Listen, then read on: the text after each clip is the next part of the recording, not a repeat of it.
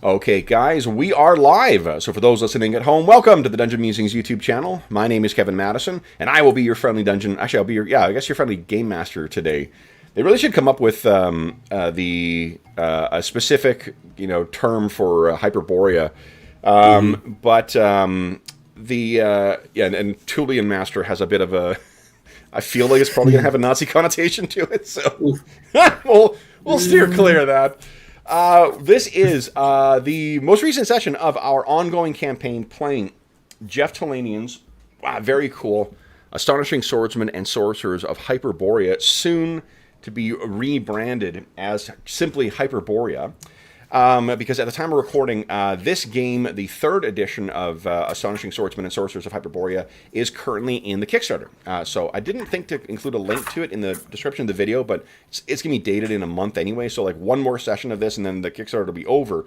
If you are joining us during the month of July 2021, you can definitely, and you are interested in getting a physical copy of this or the new version of the game, you can feel free to head over to Kickstarter and find that, or you can go to the link to the Hyperborea or store, Northwind Publishing, and then from there you can get to the Kickstarter as well too. They got a bunch of very reasonable priced ways of getting into the game, and the new edition looks very, very interesting as well. For today though, let's talk about this ongoing campaign, Reavers of Thule, and allow me to introduce you to the stars of our campaign. Guys, why don't you go through, I'll go left to right here. Why don't you tell us who you are, who you're playing, and what level are you currently? First up, we've got Robert.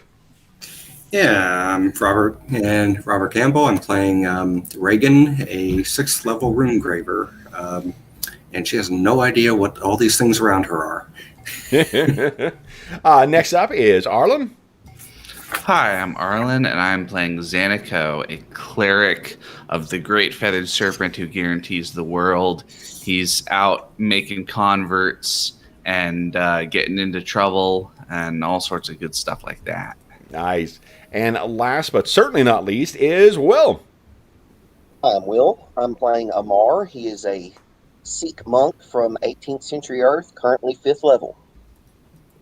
Very nice. All right, guys. So Will, I think, was the only one who was here last time. Our Texas gamer, yeah. Totally. All I could think of, I'm like Walker, because that's what it's. Yeah, you really missed out some. You really wanted to go to the literary reference for your YouTube channel. You missed out on a pretty low-hanging fruit for the cultural reference. Yeah. Although, of course, I'm pretty confident that Crumb is going to be able to put together a photo bash for you to make up Arlen Walker, Texas gamer. That's right. Let's see. Last time we were facing a Tyrannosaurus Rex. I think was how we opened. And let's see. We managed. I thought we did really well because it was me and it was Amar, Amar and Iffy. That was it. And that was it. Just the two of us. Yeah. Holy crap. So yeah, we killed a Tyrannosaurus Rex. So yeah, what have you done lately? Let's see. Once we had done that, we managed to, as we were exploring, we met a group of. Well, you reached the river first, right? We got to the river. Here, I got a handy visual aid of Thule behind all those points. So, Will, you were about, let's see here, yep. right about there. And then you guys were making your way up here. Clear, right? We got to the river. Let's see, were we crossing it? And you got attacked by something on the crossing as well. Right, and there were these toad. They were kind of like toad men. Yeah. That attacked us, and we fought them off pretty well as well. Amar's ray gun dealing out death left and right. Then we made it across, and we discovered a what do you call it? Like it's not like an obelisk, but a stone marker. Yeah. Of these frog people. And so we discovered that, and I think it was while we were there that a group of toad people found us, and these were not as belligerent. Yeah. So we were able to establish communications with them. I think in an old school way, we get it's the man toads versus the toad men. Yes, there you go. Man toad bad, toad men good. So we established communications with them and found out that they had like a warring fact going. Yeah. And we explained to them that we were trying to get to the tower in the middle. And they were going to help us with that. I'm trying to remember if they had I think they didn't really have a best per se. I think they really just wanted us to help them fight the men toad. Yeah. And I did do an illustration as well. I haven't loaded it into Roll20 yet, but that's sort of what the man toads looked like. Mm-hmm. With really long tongues that you don't see right there. Yeah. And yeah, to assist you with, they offered to help to bring you to the lake where the spire was that you were looking for. But they needed your help to free a place that seemed to be sacred to them from some of the toad men. Right. So you guys have a contingent of man toads with you. But then we ended our session on a cliffhanger, so unusual for here, I realize, with a whole bunch of crocodiles. That's what it was, I couldn't remember. Yeah. Okay. So, to avoid, guys, I will for sure keep grabbing these outrigger canoes by accident. I'm just going to put all of them on the map layer. Past experience with the night below. Yeah. Oh, you're in the boat. Oh, you're out of the boat. Oh, shit. Fuck. Sorry. Need a bigger boat. Yeah. And then I'll just do this. Oh, 2 back. Boom. There we go. All right, guys. So I think what we're going to do is open our session with some initiative. I got to grab my D6s. Or the oversized ones, at least.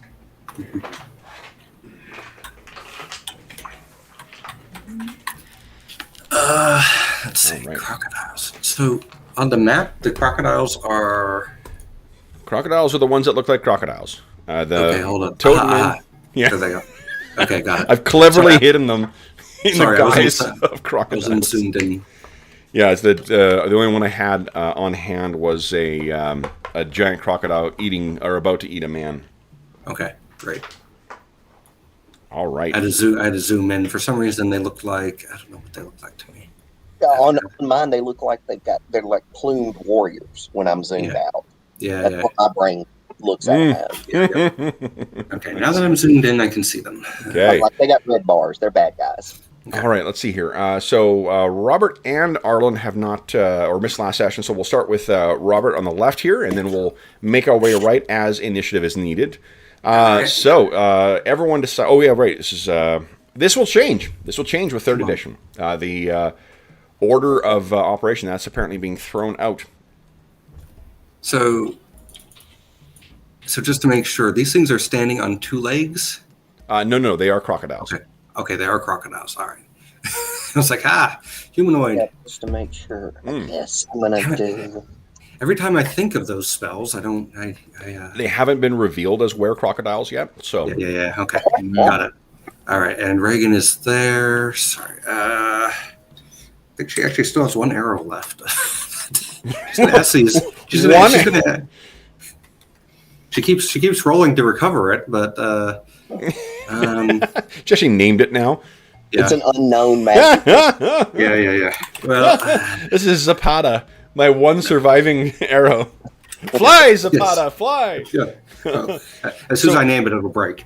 The what do you call it? The toad skippers. They actually have the technology for arrows and bows and stuff like that. So if you wanted to so long as it's not a crossbow, they won't have technology for bolts. Yeah. But if it's just a bow, then you could assume that you would have been able to re-equip there. Oh, okay, great. Yeah. Okay. Sure. Yeah, for what good it'll do you. Yeah. Well, right now she's doing magic, so. What a generous DM. Yeah. Giving us arrows. this to shit. fight It the didn't matter. It Go ahead. does, You got yourself a submachine gun now. It's not going to do anything. it does what? 1d6? Oh, man. Oh, God, you got another book already. Yeah. All right, hold on. I need something here. And I'm doing the initiative. You are. Yeah, just give me 2 moments here. I need to... Okay. He's looking up where crocodiles, man. Yeah. Yeah, I gave him the bad idea. Well, get out of my head. Stop doing that. Yeah, I got to stop giving him ideas now that he's not giving us extra points for doing that. He used to. I was speaking of it. You used to be nice, Kev. Yeah. No, he never was. But That's okay. My bloodlust has been sated with recent sessions of what do you call it? Savage Pathfinder. That game is unforgiving for player characters. Especially when you don't have a class. Yeah, I think because we lost what 4 player characters. Mm-hmm. Let's see. 3 or 4. I don't remember. Okay, one of them didn't die and one of them did. Yeah, so I lost 1 out of the 2. Mm-hmm. And the other one might as well have No, died. yeah, I think it was 4. I think we lost 3 at the end and 1 before. Andrew's character died. Will's character died. Steve's character died. Mm-hmm. you said you lost 2. Are you guys playing with multiple characters? Or? No. I think Will was talking about the group as a whole. Oh, okay, got it. Yeah. Is that right, Will? It seems like I played it as 2 different characters. Because one of them was the gaming marathon. Oh, yeah. Oh, you almost died in that one, right? That- A couple Yeah. times. We had to, if it wasn't for spending the bennies, we would have had 2 character fatalities in that too. Mm-hmm. And both of them were rat folk. All right, so here we go. Let's go. All right, so then Robert. Mm-hmm. Oh, I was just talking to Will. I can only keep one name in my head at once. Would you kindly beat my 2? Sure. Uno here. Oop, I can't spell roll, apparently. Oh, no. Oh, that didn't hurt. I'm fired. Oh, boy. Oh, it was good of you to share with Harlan so early. All right, so then, guys, first up will be melee, which I don't think is anybody. But I think my crocodiles can get in.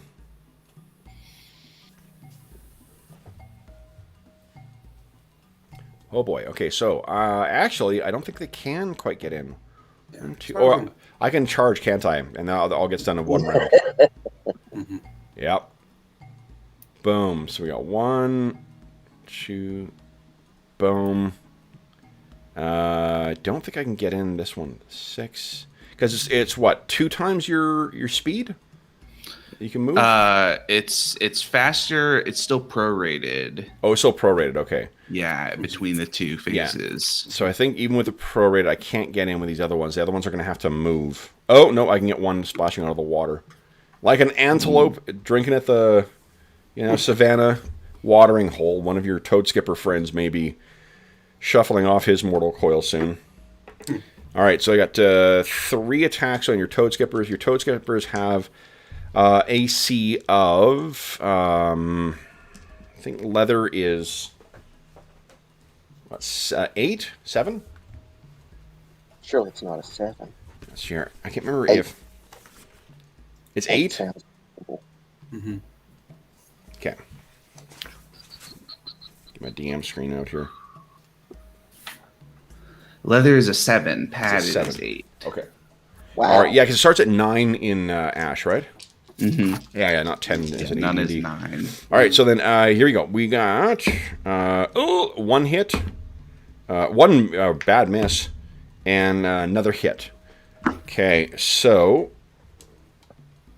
damage. Each of your toad skippers has 1d8 hit points. So why don't each of you give me a 1d8 roll, and I'll go top to bottom, and then I'll see if I kill these guys.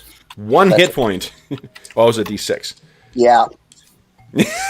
I needed to bad rolls out. So we flash back to the village, and it's two toad skippers speaking in their language. It's actually a small family of them, and this old guy gets up. One last hunt. I'll be going on. And the young kid is like, no, grandfather, stay behind. You're not fit to hunt any longer. Nonsense, son. I'm strong enough to hold a spear, and I'm strong enough to hunt. We flash back to right now. Grandfather is no more. Crushed in the jaws of this enormous crocodile. Then this here, Reagan, 3 hit points. So the next one down's got 3. I rolled 5 damage, so another one gone. And then 7. Look at this. Was that the grandson? I thought you missed with one of the attacks. Oh, I did miss with one. Yes, I'm going to kill 2 of them. Yeah, then that one. Middle attack, yes. I was too bloodthirsty. I had the taste of it in my mouth already. All right. I was about to do what do you call it? One of those like death rolls. All right. That is melee for the crocodiles. Next up is magic, I guess, for Reagan. What are you doing? Reagan turns to Amar and makes him big. No shook. Yep. All right. Amar, you're oversized. Then it is move. Okay, so I guess the crocodiles get to go first. 1, 2, 3. 3. They're coming in. Rawr. Rawr. I guess they're hissing more than they're roaring. All right. Then it is our heroes. So I think Zaniko and Amar, what do you guys want to do? All right. Zaniko is going to move to... Oh, I got some background noise coming in from somebody. Yeah. Let me close the door here. Okay. Have you guys... Move. That's my move, Amar. If you're... Yeah. I'm trying to Yeah, decide trying to now that I'm decide. big. Do I really want to move? Because now I should be able to shoot over the heads of everybody. Giant ray gun. Yeah, so I shouldn't have to worry as much about hitting my allies. That was kind of the point of the move. Now, you guys have control of the toad skippers as well, too. I'll let you guys... You should have control over the tokens. Okay. So they've got a movement of 30 because they're not very heavily armored. So you can move them 3 squares if you want to clear them out of the way. Or put them in front of the... Whichever works for you. Let's see. Where would I move? I mean, I don't want to 3 squares, huh? yet. How many are there? 3, 5, 8. Reagan will take the... Wait. Well, you casted... Oh, yeah. That's right. Going to control. No, moving toad skippers. Yep. Maybe... Okay. Well, we probably want to have some still alive at the end. We don't want to... I think this guy is going to move a little bit away from the shore because he knows standing in the water is a bad idea. If you guys want to lay claim to them, go ahead and put little dots on them for in whatever color. Yeah, I'll take this squad up here. Okay. And they're all done. How do I have dots? Is that this one? There we go, got it. And then I'll do the middle ones. Yeah. Okay. All right. Yeah, so let's see. That guy's going to stay there. He's going to... I can just take these 2, and then if you want to take the 3 down here. Okay. It's in there, and then 1, 2, and he'll stop there. Okay. So that should work for them. And then, I don't think, right now, Amar is going to move. I think he's got valid targets where he wants them. All right, so that's phase 1. Phase 2, we have melee. Let's see, are any of them in range to melee yet? Oh boy, I can.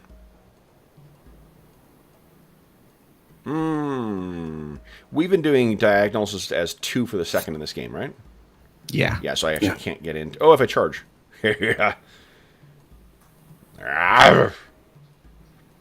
Here we go. Toad Skipper. Oop, that's a hit. Someone. Oh, you want to take your 7 hit points there, Zanico? Sure. See if I kill him. Let's see if I kill him. I don't. He's got 3 hit points left. Nice. So we'll do this. See, edit, below. There we go. Maybe he'll survive. Boy, I will say that by adding class, like the NPC class levels in our 3.5 game for the henchmen, the characters get a lot more attached to them than these disposable schmucks. Okay, so then I don't think anyone of my guys can attack. No one else is doing melee, so then it is on to missile. Amar, what are you doing?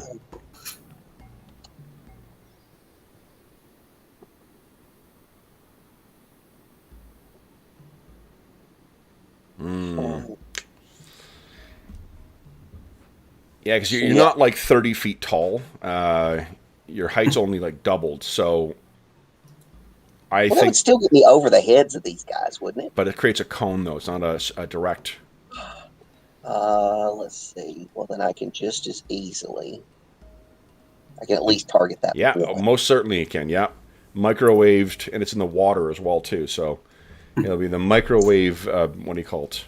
Boiled or poached crocodile. All right, so I'll make a save for my crocodile. Yeah, we're gonna eat good. I failed the save. Go ahead and roll damage. Bam. Ooh, okay. I've had crocodile. We're gonna eat good tonight. Yeah, I have too. It's not. Yeah. It's tough chicken. Yeah. Okay, so then it is magic. Second phase, Zanico. Looks like you got some magic coming. Yep, I'm going to do a prayer right in the middle of everybody. Okay. And so that's +1 to hit and damage and saves for all the allies, which are all in range, and then -1 to hit and damage and saves for bad guys within, I think it's 60 feet. Let me double check. Okay. So some of them are out of range, but a couple of them are so I think that's in range. That's 60. I think the only ones, the ones at the very back there, are the only ones that are out of range, right? Yeah, I think so. Yeah. So what I'll do is I'll just put little tokens on our marker on them, so we know. Cool. They are the unblessed. And what are our allies armed with? They are armed with spears. Spears. Okay. Yeah. Okay. Then it is move. So the crocodiles, boom, slam in, boom. Here we go. They're coming. They're coming. To move around the boat.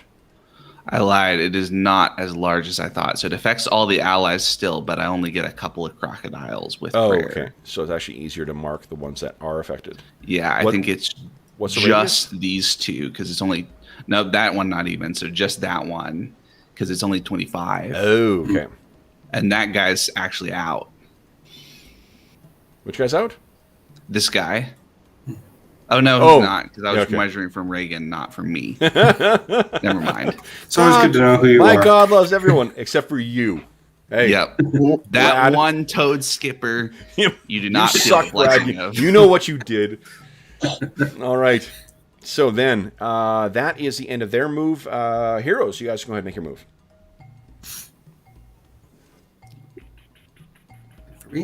Magic. These guys will form up into the line. Okay. And Zanico's going to stay where he is. Excellent. Okay, so I think it brings us to the end of round 1, guys. We're on to round 2. Yep. Here we go. All right, so then, Arlen, we're up to you. Everyone write down what you're doing with your round first, of course. I'm fine with you just remembering in your mind what the Toad Skippers are doing. We don't need to have them in there as well, too. That's something we're going to have to decide as a group, too, if we want to keep using this. And if we've done it for 2 years now. Or if we want to switch over to the new one that'll just be, I think, like sequential. I like that it gives it a little structure, tactical nature. I mean, that's just me. Yeah. Yeah, I like it. And I wonder if it's going to be individual initiative or whether it'll be group modified by what you're doing. Mm-hmm. That's one thing I do like. I prefer individual initiative. That's just a personal preference. Yeah, I like the hybrid stuff that we get with D&D or AD&D second with rolled in group, then your whatever your actions are. Right. You know, because like rolling individual initiative every round is a fucking slog. It's a lot of time to get set up, whereas one roll with everyone adding their modifier is much faster. All right, then Arlen, would you kindly beat my 5? You got that. Here we go. Ooh. It did not show up. It's a 5 on my screen. It's a 5, yes, tied. Okay, so then heroes. Well, you guys have the higher dexterity than these mutant were-crocodiles. It's getting worse every time I describe them. Vampiric mutant were-crocodiles. All right, so then first up will be melee. So Amar, you get to melee first. What are you doing? Yeah, I'm gonna half move over here. Oh, get the right selection button. Each one's riding a fang dragon, right? Holy smokes! I got to reread the one for what do you call it for second, but Fang Dragon for 3.5 is really brutal. Okay, that is Oh, that is not quite good enough. No. Oof. All right. Fuck. That's with the 1.5 times. The 1.5 times is only for damage. Oh, okay, got it. Sorry. No, you're fine, bud. You're fine. And did you take into account your +1 to hit? Well, I did not. Arlen, it's only a 6 AC. though, That's still not going to be good enough against these things. The leathery hide of these horrific, alien mutant vampiric were-crocodiles. Riding fang dragons. So then it is the antediluvian crocodile. Yes, exactly. There you go. From the dawn of time. It's Sobek. Oh, man. So these guys will move in. The scions of Sobek are moving their way in. Oh, I can't quite get to you. I guess if I charge. Yeah.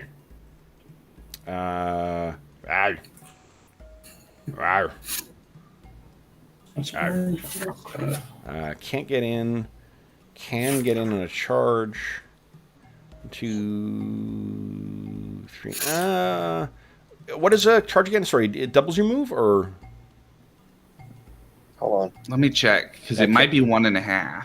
Maybe 1.5 actually sounds right. So that means it would be 45 prorated across the two. So it's 9. 1, 2. Let's see, 1, 2. Yeah, I could get in there.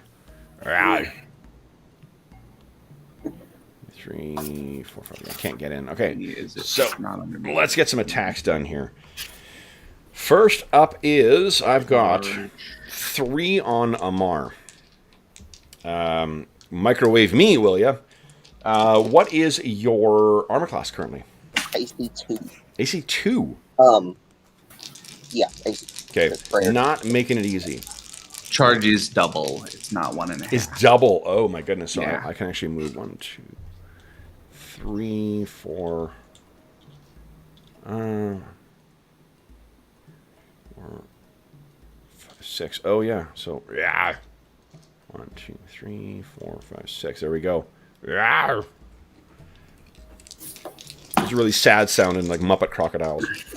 All right. Then, so against your AC of 2, go. I need a 13 to hit you. One of those is a hit. And, oh boy.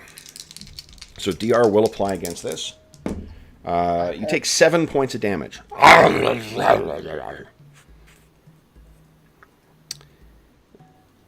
Then...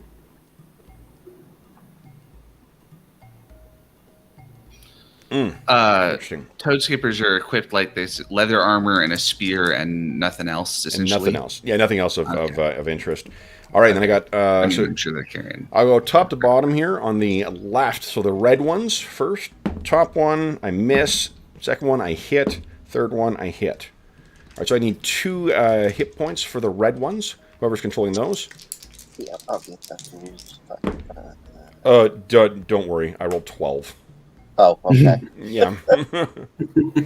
All right, so one of them is snatched up. I do need one. Oh, and there's a second one. 2 hit points. I can't possibly not kill it, so... it pulls these things down. Then the other ones, I actually do get to slap with a tail as well, too. So, Amar, I got 3 tails coming at you. Only... two of them hit. And the tail does... Let's see here. Amar, 3 points of damage and 6 points of damage. Thwack, thwack. Then the other toad skippers. Let's see here. So who's the purple? Who's controlling purple? Oh, it's Arlen. That's me. All right, so top to bottom here, Arlen. First one. I will go ahead and roll 3. Misses, hits, and hits. All right, so I got the 2 bottom ones, I guess, are the only ones that are I need hit points for, please. Okay, a 5 and a 7. 5 and a 7. They might survive here. First one. Nope, that's 8 points of damage, so 1 is kaput.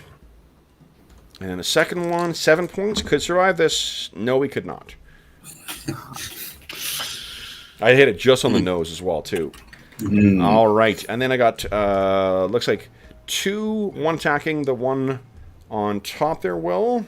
That is a miss. And then the second one is a hit. I need 1 hit point for that toad skipper on the bottom, please. Yeah, here we go. This is going to be the big fat one. Yeah. Grabs this thing, tears it, grabs it by the chest, drags it down, and then just shakes it. You can hear the snapping of its spine. If we're going to be friends with these toad skippers, we got to teach them about metal armor and shields. This is my boomstick. All right, then it is. Let's see here, missile. Well, I don't have to worry about hitting my allies. There's a couple of spots that are open now. She's gonna go after the one down here. Okay. Go ahead. And where's that thing there? Nope. That's a miss. You guys have 3 points of astonishing fortune. Do you want to re-roll that? No. All right. Then it is. Do the toad skippers fight? Toad skippers fight. Yeah, yes. Okay. So we got. Let's hear 1 each, guys. Okay. Yeah. How many did you have like a minute ago? Lots. Yeah. 8. So I'm that one, and he's going after this one. Okay. We just rolled a d20. Yeah. 8. No. You're trying to hit AC 0, actually. Oops. Yeah. So basically, that's not going to happen. So yeah. Well, I mean, there are 20 sides to the dice, so. That's right. Yeah, I could roll. Well, but nope. None of the jabbing at these things, and it's just not happening. All right, then it is magic. Anyone doing magic first phase? Does not look like. All right, so then we are move first phase, and I think everyone's in melee already, so we are good. Then it is top of second phase. Anyone doing melee? I think Amar, you got melee second phase. Yep, go ahead. So let's see. Come on. Run to the boats. Oof. Not quite. Then it is missile second phase. I don't think anyone's got that. It's me. Oh, you do. You have missile second phase? Yeah, I switched to my Atlantean PDW on the last move phase, and I'm going to blast that guy. Please go ahead. All right. First shot. There we go. Miss. No. Very close. Yep. Next shot.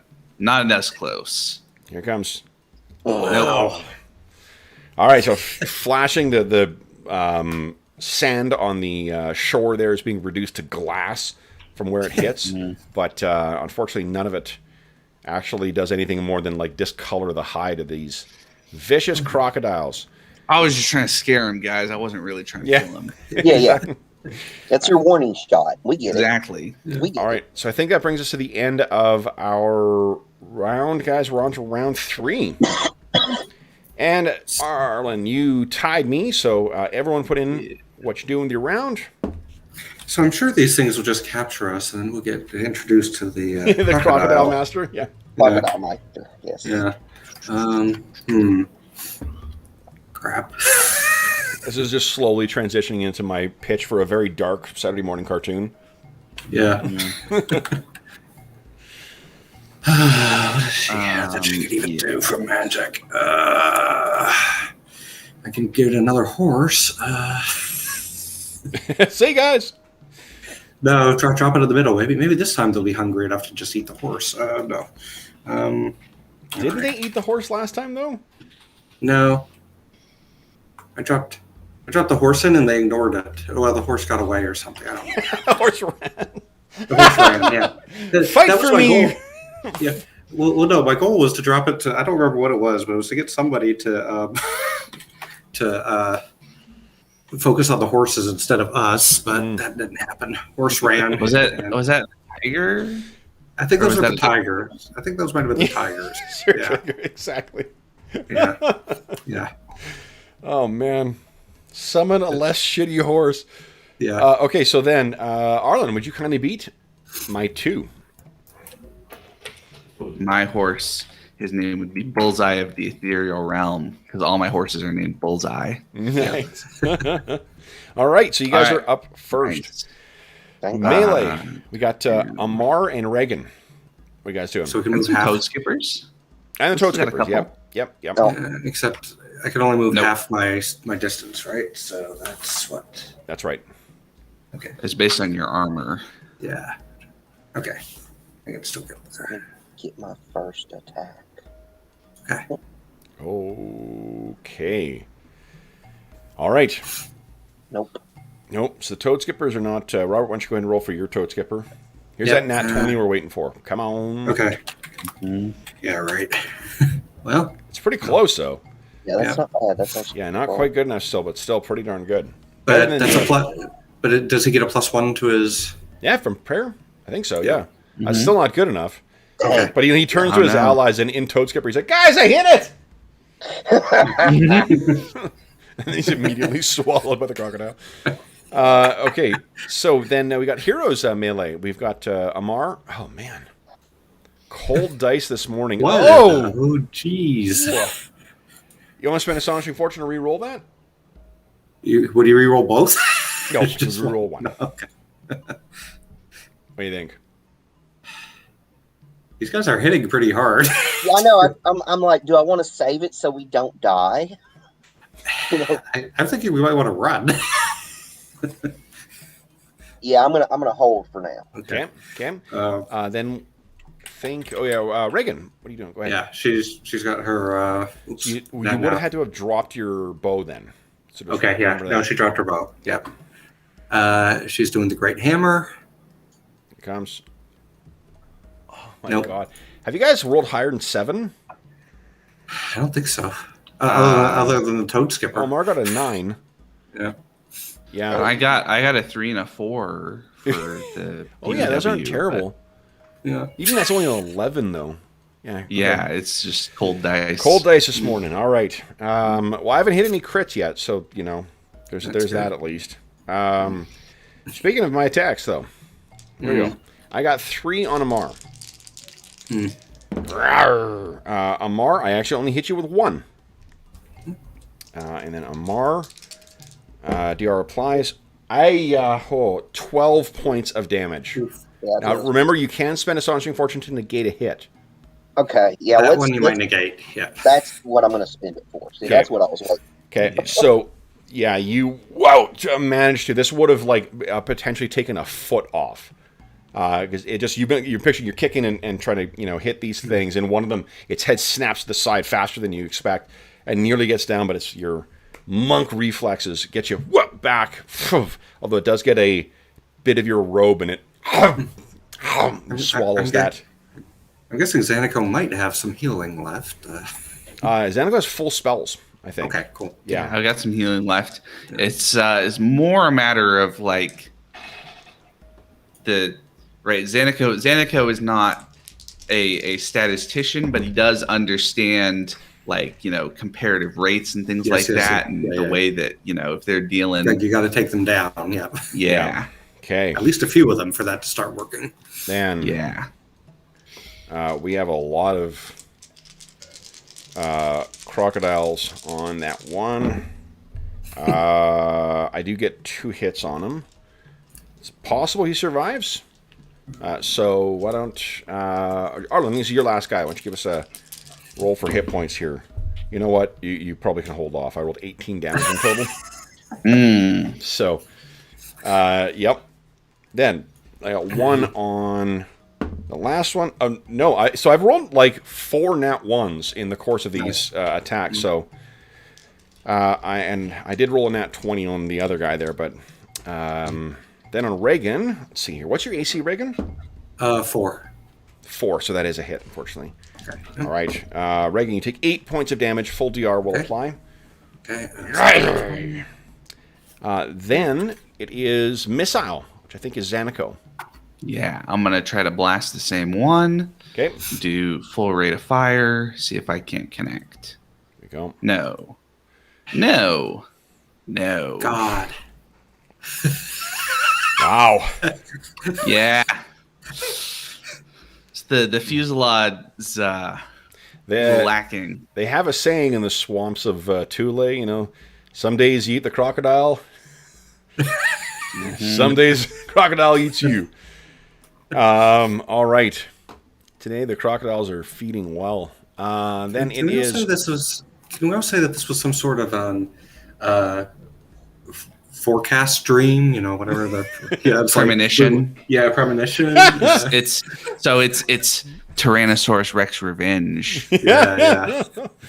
The thing they did not tell you also, like that there was crocodiles here. This is completely new information. As far as you know, this is a place that's sacred to both the toadmen and the man-toads. So then it is... and the were-crocodiles. And the, alien, mutant, vampiric, were-crocodiles. Unfanged dragons. Who are time travelers. So then it is magic is nobody, any move from anybody. I think everyone's attacked this round. Yeah. So second phase, do we have anyone doing anything interesting? Zanico or the Toad Skippers were doing that. We got a move from Amar if you want. Yeah, there's no point. That was just in case I eliminated one and needed to move somewhere else. Okay. Yeah. All right, guys. Reagan's fine where she is. Yeah, so you're seeing it, the beach here is a bloody mess of the remains of your Toad Skipper allies. Then, and really what I should have done is actually mark the ones that are feeding, because they probably would have been wasting a turn. I was going to say, we should figure out if, because they are animal, right? Crocodiles are not like, necessarily, they're out for meat, not out for vengeance necessarily. Unless there is something more to these crocodiles. That's true. I guess we'll see. Travelers. Alien, vampiric, were-crocodile time travelers. Yeah. The best. Okay, so then it is, I guess that's Declare. The which? Declare, right, yes. For the new round? Yeah, so declare for next round. We're on round 4. Run. And you were down to 1 Toad Skipper. I think I agree, actually. What do you think? Well, that's what I think. Yeah. Now I got to go read the rules on that. I guess you move a third of your movement. Yeah. Okay. All right. So the problem is they're just gonna surround you. I'd almost suggest taking the attacks, because you're never gonna get away if you just keep withdrawing. Well, you can choose the house rule we've been playing with is that you can you can do it when you want it. Yeah, you can do it during the melee phase, or you can do it during the movement phase. Okay, got it. Okay, right. So we got everyone. Then let's see. I think Arlen, you're still kicking my ass here. You kind of beat my 2. Ooh. Oh, nasty. All right, so this on the plus side, the melee attacks will be out of the way. So there's the melee goes first anyway, so we were in trouble. Well, you could withdraw during melee though. I mean, you wouldn't have gotten away, I guess, but Yeah. you know. We could be taking the attacks a little further away from the shore. Okay. I don't think those can actually reach him. So I got 3. Oh, boy.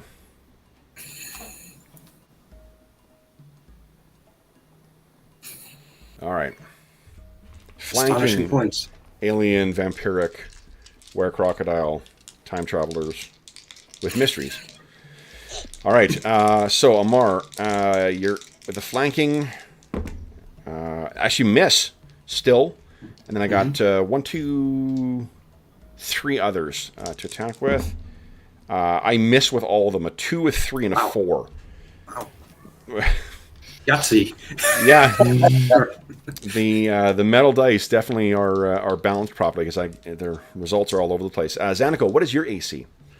My AC is a... Unless it's a 12, don't worry. Okay. Yeah. It's not quite that bad. No. So this one snaps in, but it seems it's maybe partially sated from the whatever bloody meal it had beforehand because it misses you. I have 3 on that last surviving toad skipper. A 2, and a 3. So toad skipper lives to fight another day, and then Reagan against you. I rolled a 7. I missed on you as well. Wow. So the dice have also turned. Guys, do you wish to withdraw on the melee phase, or Zanico, you were actually going to run, not withdraw. Yes. And Reagan was I'm going to take the attack of opportunity and skedaddle. Okay. Yep. I might. What's your AC, Zanico? My AC is a 6 because I'm running. 6. Okay, so it hits 9 points of damage. All right. And then Reagan, you're running as well. Yes. Okay, let's make the attack on you. 19. Okay. Oh, and DR applies against that too, Zanico. Yep. I'm not sure if... I don't have any DR. Only 4 points of damage. Full DR applies. Okay. Okay. And then Amar, you're planning on withdrawing, right? Yes. Okay. So. All right, and I am away. Okay. I did my move. What's the toad skipper doing? Is he running? I assume he's running because he's. Yeah. I mean, I guess maybe he withdraws. Maybe we should make a morale check for him to see if he can kind of maintain his cool and give withdraw. us a 2d10 roll, please. I know it's 2d6 in this game, but I'm so used to 2d10. All right, he passes. All right, He he's defaults. going to withdraw. Okay. Go back to here. Oh, no, that's more. So it goes back to here. Okay. All right. I guess he can get to here. Yes, that's where he goes. And then Amar, you can move a third of your movement. So that's 18, I think. What's your Full movement in move total? is 50. The full move is 50.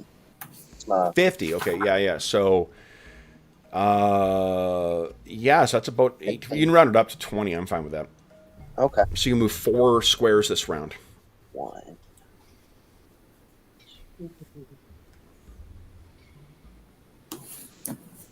Should be able to get All there. right.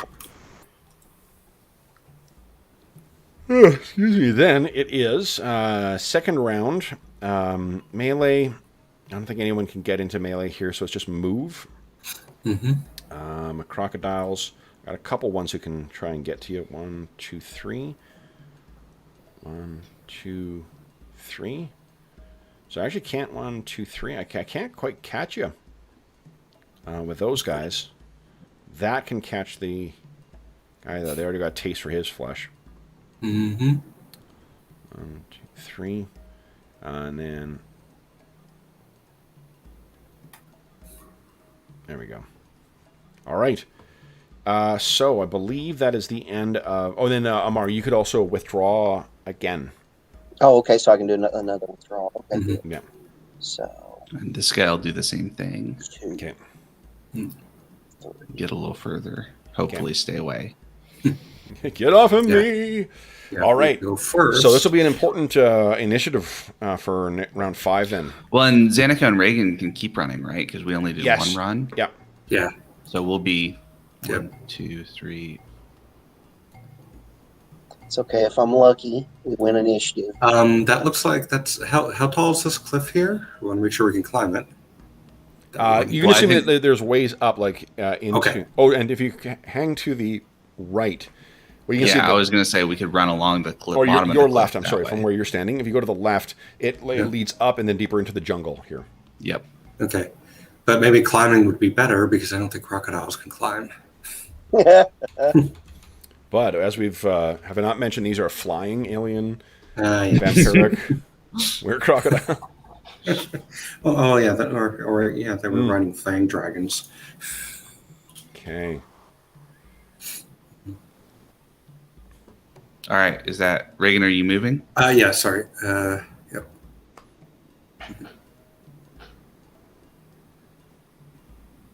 All right. And I could always, when she looks at Xaniko says, we can create food and water. It's like maybe just give them a nice steaming pile of meat. Yeah. Here's our bland meal. Yeah. It's much tastier than us. I don't think it's bland in this one. I think that's just. Oh, it's just AD&D? Yeah. Okay. Yeah. Yeah. Yeah. It doesn't say one way or another. Okay. Yeah. So then, guys, I think so long as you win an initiative. Well, actually, even if you withdraw again, I think you're going to be able to outpace these things. Mm-hmm. I don't even have to withdraw. Oh, I got, you know what? Because I zoomed in so much, I forgot 2 crocodiles behind. Oh. I'll bring them up. Rawr. They're the flanking crocodiles. Oh, no. Tactical support crocodiles. And then there's probably like 10 up here. Yeah. All right, so then, guys, let's roll some initiative here. Mm-hmm. All right, we're starting around 5. Everyone decide what you're doing with your round. Run.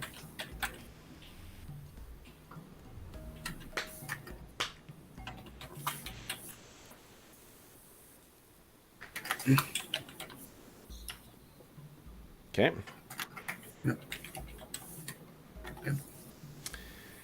That is one thing that's kind of fucked with the way that movement goes last, is that you can always catch someone. Mm-hmm.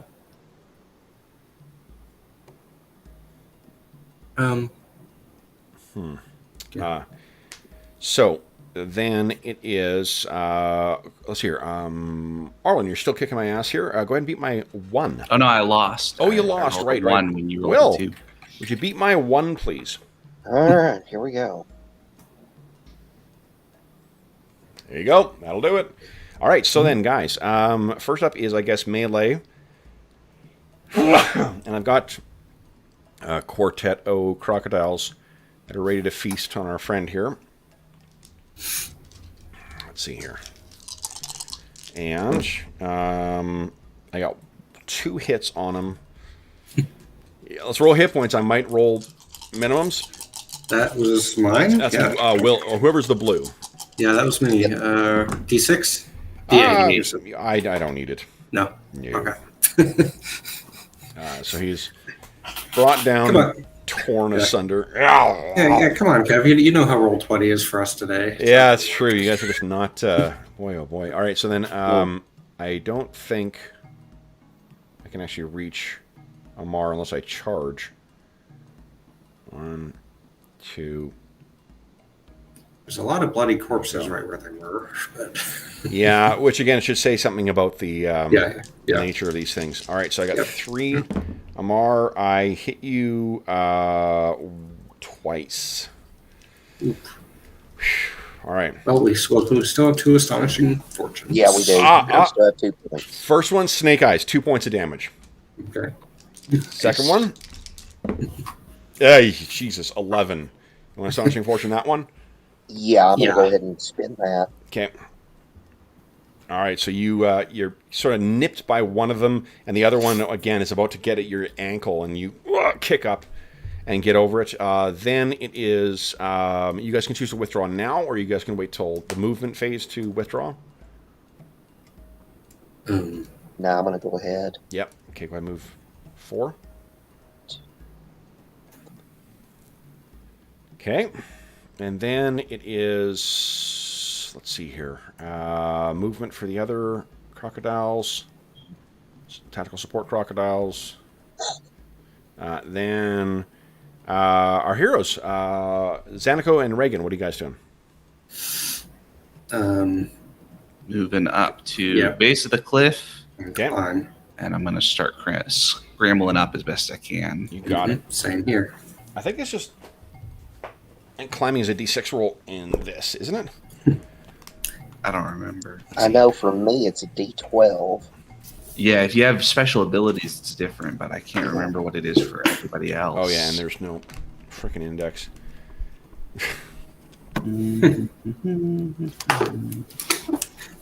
Okay. I am genuinely surprised that's not something that's been announced as one of the features of the new edition. It's an index, like a glossary. Also, we should ask in the comments on there. If everybody says, "Is there going to be an index?" Maybe we'll put one in. Like that's for each of the individual volumes in this. Is just you don't, and that will be under adventure. Yeah, it's under the thing. The thing in the thing. Mm-hmm. Some page. Here we're climbing. Page 233. Okay.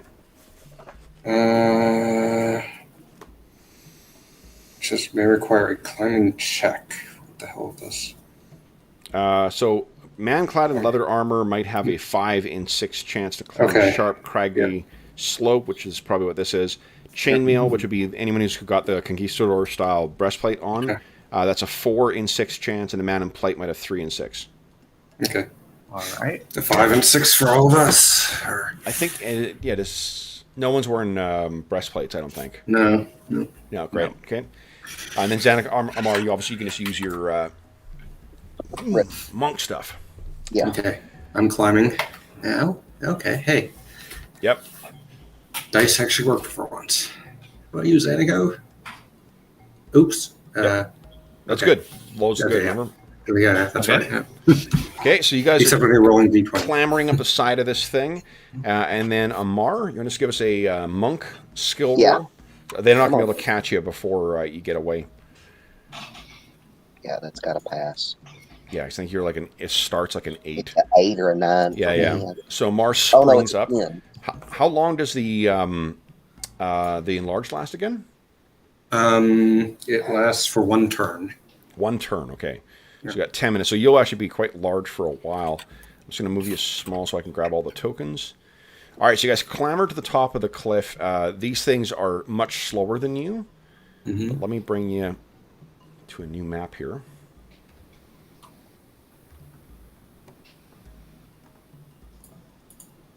Here we are, guys.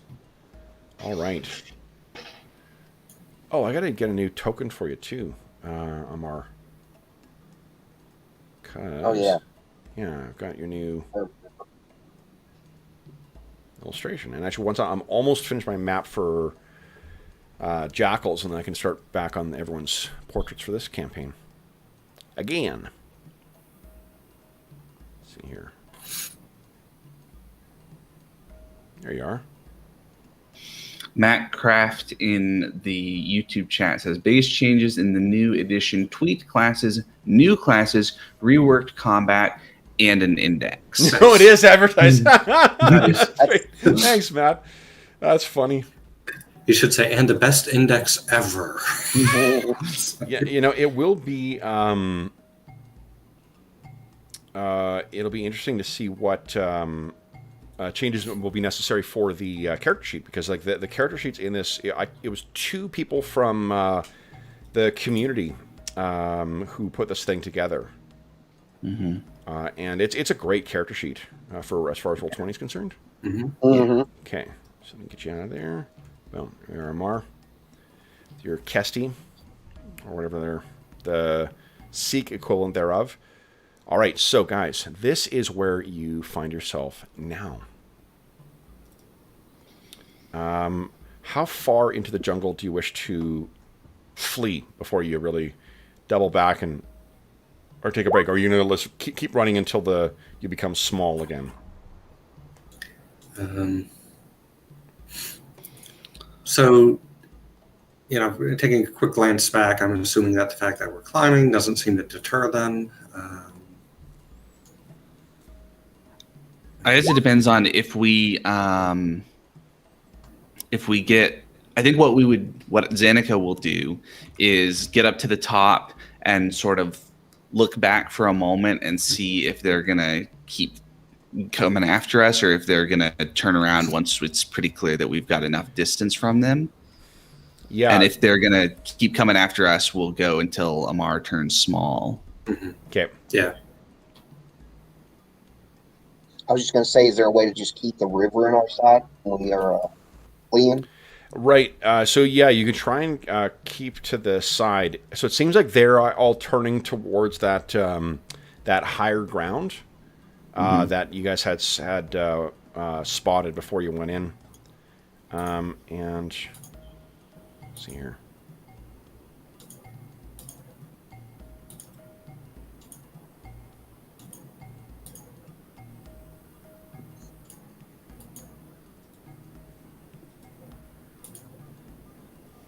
Yeah, hold on here, guys.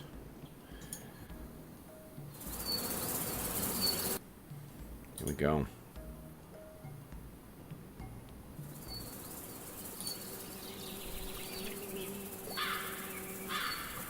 So we're in the old jungle again. So you carry along for a time, keeping the lake in view to the side. And if you travel for one turn and then Amar gets small again, what do you intend on doing next? The range of line of sight here is quite difficult. There's no chance you're getting lost right now because you are keeping that body of water in view here. The beach that you were able to land at and get out, that seems to have been, at least from how far you travel along the shore right now, seems to be one of the only ways to safely get ashore. You'd have to jump down into the water, and it's that murky brown kind of like Amazon type water where it's so much sediment in it that you can't really see what's below. Zanika, would you give us a intelligence check, please? So it'd be, what's your intelligence? It is a 12. 12. Okay, so then that would likely be a 3 on a D6, I think. Oh no. Okay. You could spend Astonishing Fortune on that if you choose, but I feel like you guys feel there's maybe bigger crocodiles to fry here. So I think I will, once we take once we're not actively running, I've got some healing spells that I can do on people. Yeah. Okay. So yeah, good.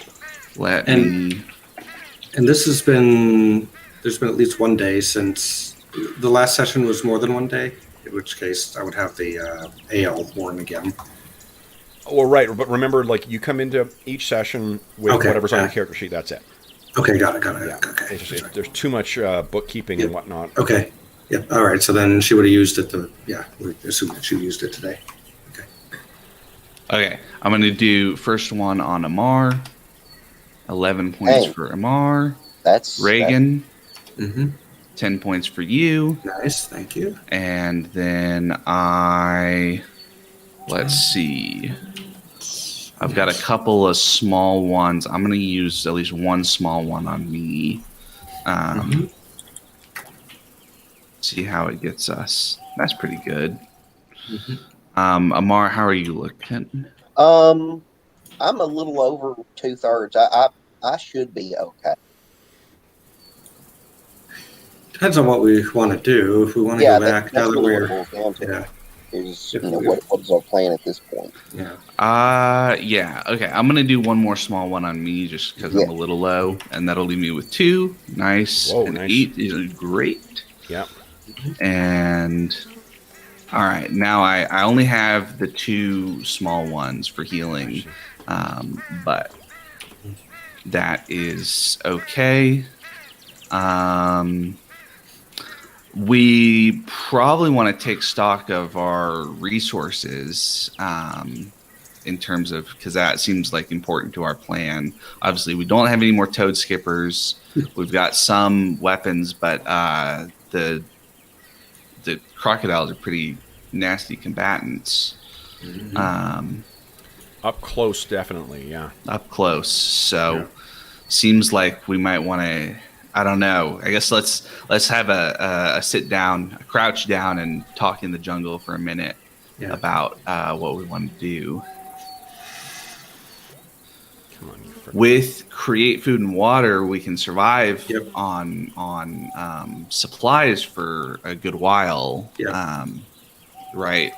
It's and we both have, I have, you have, so so we're not in trouble there necessarily. Obviously the jungle has lots of other things that are dangerous and problematic, but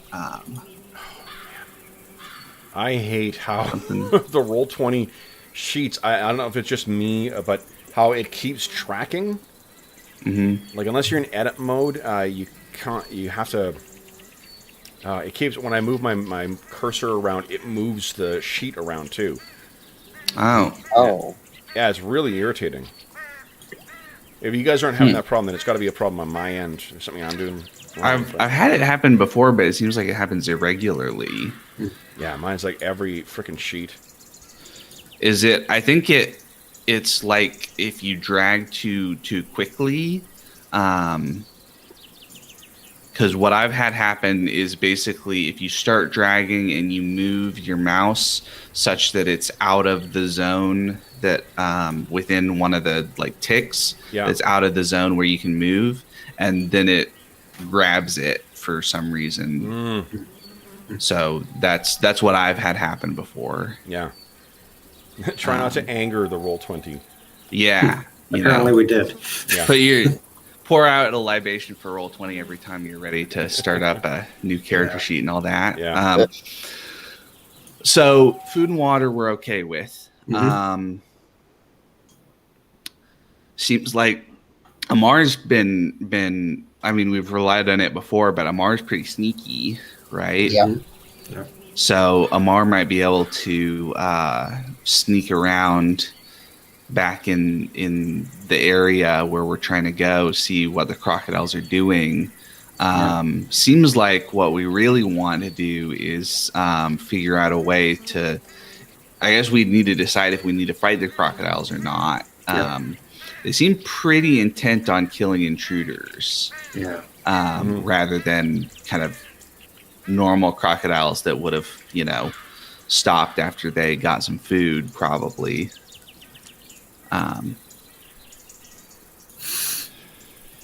Which is not too surprising for a holy site and all that sort of stuff. So, what do you think, Amar? Up for sneaking back and seeing if the crocodiles are still there? Yeah, I got no problem with that. That's easy peasy. Yeah. Okay. What do you? I think we should be reasonably close, just in case. You never know. Like it's in the jungle. Sight around us is hard, so we want to make sure that nothing kind of circles around behind him. He tries to come back. Well, I think it's. I mean, it seems to be based on the images and the battle map and stuff. It seems like it has gotten more dense than it was around the area where we landed, jungle wise. Is that accurate? Yeah. I mean, like where you landed was on the, like on the. It's a cleared area around. Okay, so we could all go kind of stealthy as close as we can get to the cleared area, and then let Amar do the further reconnoitering once we can. Be sure. I guess what I'm saying is that it seems like it's a bad idea to have Amar start trying to go stealthy and us try to follow him through the jungle. Yeah. I'm not saying we would go the whole way, but make sure that we go far enough that we can support if he. Yeah, seems like that's a good idea. So the plan is just to go deeper in then, or to head back? To head back and see if the crocodiles are still at the beach. Okay. Head back, see what the crocodiles are doing, and then decide from there. Okay. So Yeah, I'm still getting... It doesn't matter how slow I go on this. It snaps. Man, this is driving me crazy. And now I can't get your updated image to load. I'm getting this weird error. Now I can see his new token on my screen. Yeah, I can see the new token, just I can't get it to actually load as his actual image. And I tried loading it from the... Again, this could be a problem on my end. I tried loading it from the actual computer as a fresh image, and then it loaded with an error as well, too. And it's the correct format. It's the correct size for it. So there's no reason why this should be getting an error, but, you know. Roll 20. Yeah, well, whatever. We'll deal with that. I can't even assign that as your token, Marlon, I don't think. Let's see here. I was trying to check, see if they're posting anything about updates or errors or things like that on Twitter, but I don't see. I can't do this the old-fashioned They way. did apparently push out an update recently because there's a dynamic lighting update that happened just recently, so it might be related to that. Yeah, there you go. Okay.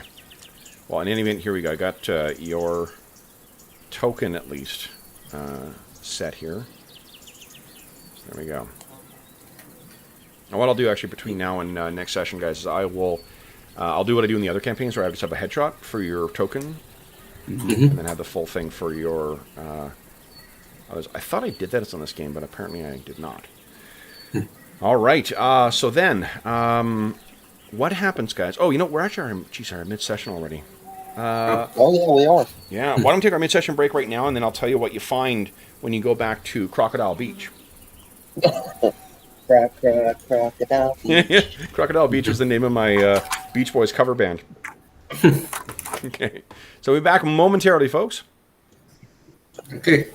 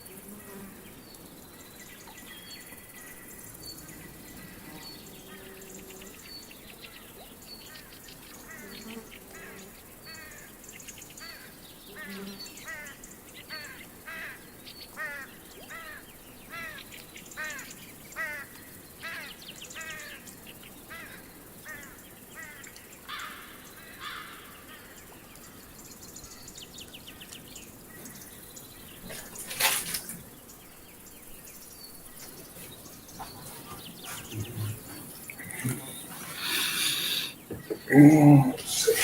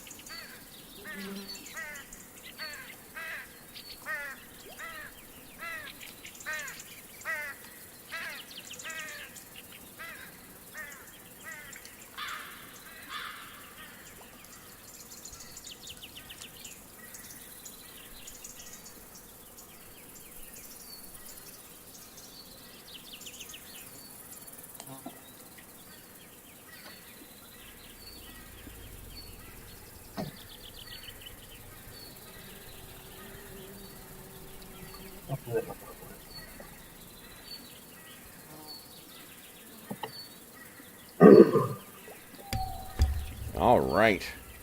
Coffee. Hi, everybody. In chat. Welcome to the weekend. Hope the weekend is off to a great start for you. Brian, what's going on? P, hello. Matt. Jeffrey. I hope everyone's having a great start to your weekend. All right, guys. Let's see. Did it actually update properly? It did. Okay, so it just took time. That's funny. Yeah, before we'd gone on break, I saw it. Yeah, it's not, like if I open up Zanico's character sheet, it doesn't show. It shows in mine at least, but in the like on the whatever journal, it's showing up properly now. So who knows? It's taking sweet time to load. It did last week. It was having. It was taking time to load certain things, like when you would first load it up, but then it would start running fine. So I don't know if it's weird. It makes me doubly cautious to use. You mentioned that the new Conan sheet is a resource hog, Arlen. So I should be maybe a little cautious before diving into that new one. All right. So guys, you make your way back. Let me see if anything interesting happens on the way. Okay. You make your way back to the site. So this has been a total of... I'm assuming you've been running almost for the entire time until the growth went down, right? Mm-hmm. So then it'll be another 10 minutes to get back there. So it's been about 20 minutes since you've left the thing. What you find is that the bodies of your fallen Toadskipper allies have been, to the man, dragged off. You also can see that the boats have been destroyed. Son of a bitch. My hatred of seaborne travel or waterborne travel is well known, so it should not come as a surprise that yet another boat has been destroyed in this game. That's okay. We hate it too. Isn't that how we started this game? Yeah. What was the adage that you had for the Shrieking Mire? Never get out of the boat. Never get out of the boat. Never get on a boat first is better. So at least this time we weren't on the boat when it was destroyed. Yeah, so they are destroyed, and then it looks. Let's see, no one's got tracking of any kind. Yeah. So from where you are, you can see there are drag marks on the sand leading up towards the edge of the jungle, closer like up at the base of this cliff and then in. But they all seem to be dragged off. I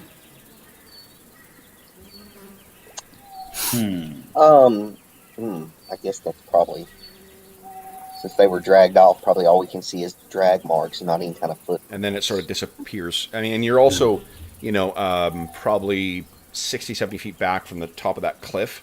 I'm assuming you snuck up and are kind of looking down to see what's happening. So you can go down to the beach if you choose to try and get more information. But I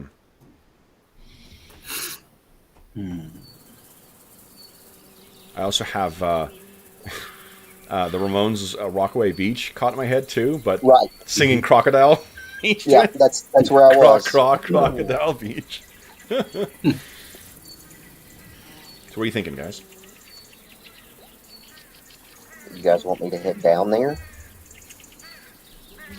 I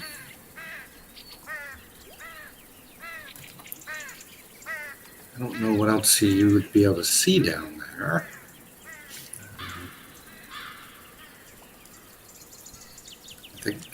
I can tell you again that, like, in the discussions you had with the Toad Skippers before you came here, their understanding was that it's going to be the Toadmen here. Mm-hmm. That was what they were expecting, and that they'd get in here, liberate their shrine, and then be done with it. And how far inland was the shrine from here? From here, they described that it's not long. I mean, it's maybe because the island itself is not huge. Mm-hmm. To get to the shrine is probably maybe a half hour, 45 minutes. It's tough going, but it's not that far away. Yeah. And we know we can take a look at the map. Let's get so you guys can sort of see where you are as well too. Let's go to especially since I wasn't here last time. Yeah. Let's see, where are you guys? Go. There we go.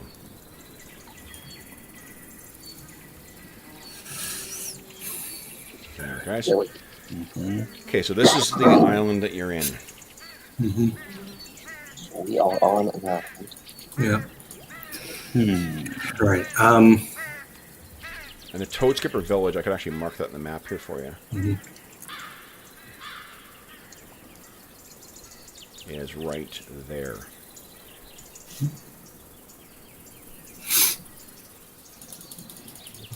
Okay, got it.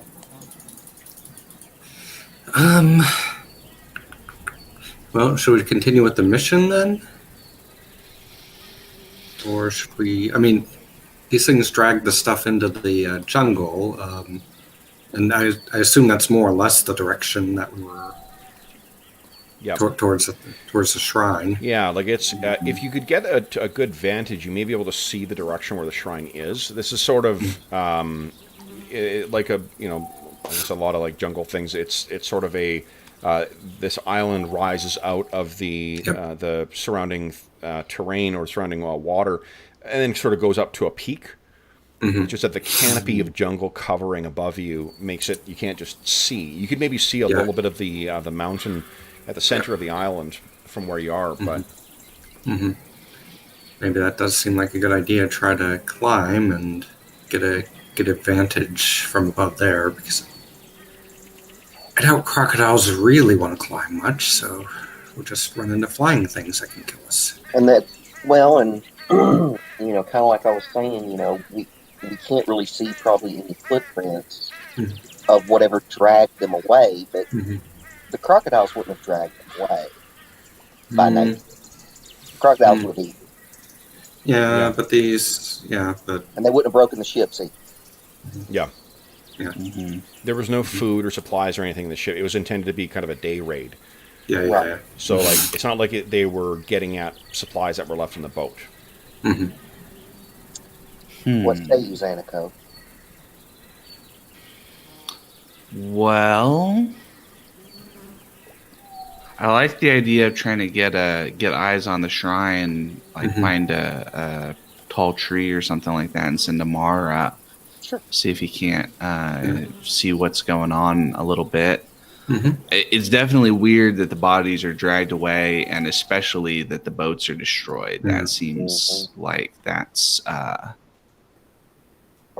we didn't, in the combat, I mean, nobody was really looking for it, but we didn't see, any humanoid allies of the crocodiles, certainly. So, but that doesn't mean that they weren't there. Yeah. Yeah, I think But- the only thing we could say is they weren't taking didn't- part. Yeah. They didn't behave 100% as a average crocodile. Most No. definitely not. Yeah, I think They also, I mean, like, for the hits, because like several of your hits would have landed Amar. These things were much tougher than, like, crocodiles have hardened, skin and whatnot, like much tougher than leather. But it's not like, it's not like dinosaur hide or like, actual armor. Hitting these things was like hitting, almost like a metallic or stone hide. Much tougher than your average crocodile. Do we know anything particularly about this shrine? Like, I guess what I'm wondering is there any possibility that these crocodiles are like sacred to the deity or something like that? That they're sort of just hanging out and defending it? Yeah, what From you everybody? know is that this place is sacred to both the Toad Skippers and to the Toadmen. But we Other don't than really that- know No. what it is specifically about their The, thing. the Toad Skippers made no mention of any kind of crocodiles or alligator or anything like that. And I mean, Unless like, the Toadmen have somehow found a way to. what you could do is, why don't, since you're thinking about this now, everyone take your, create your, take a look at your intelligence, figure out what your D6 roll would be for that, for an attribute check. Right? And then give us a D6 roll. Let's see if anyone... that's my Dr. Pat. Where do I find that? And, so it's actually not listed, it's so what is your intelligence? 12? 12, that's a 3 out of 6. Okay. So You guys all have the same intelligence? that's for me. Yep. Well, we don't have our wizards with us. Oh yeah, right. Yeah. And mine's a 9, so. Okay. Oh. Yeah. The aggressively ignorant Amar Yes. Cultising. I'm extremely wise, but Don't ain't tell me real I wise. don't need to know it. That's right. So, Xanico, you're the one who made the best roll there. I think, and this also makes sense that you would be looking. So, there have been 2 opportunities that you guys have had in the last little while to really observe the villages of both the Toad Skippers and their enemies, the Toadmen, or the Toad Folk. In the Toad Folk one, that was that destroyed village with the haunted, or the risen dead that you guys face. And then shortly afterwards, you were brought in by the Toad Skippers. The iconography that is displayed in each of them, the Toadmen have a much cruder version of it, but there's a lot of similarities. Like, there's not, it's not unusual that, or not surprising to you, Xanico, that they share holy places, because there's likely some similarities between the two of them. There were no, none of their regular celebratory or like honorific carvings featured crocodiles or any other kind of predator in any way. But you can actually, now that you think of it, there were 1 or 2 like either carvings on a pole somewhere, or like something that was in a wall where the effectively, like, in your beliefs, what would represent demons. You know, as a foe, as a hungry enemy of both the Toad Skippers and the Toadmen.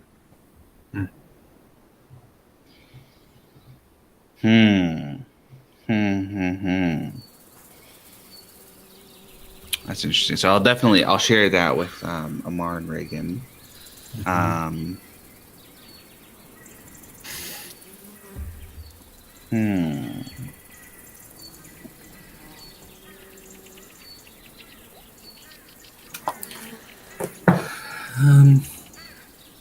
What do you guys make of that?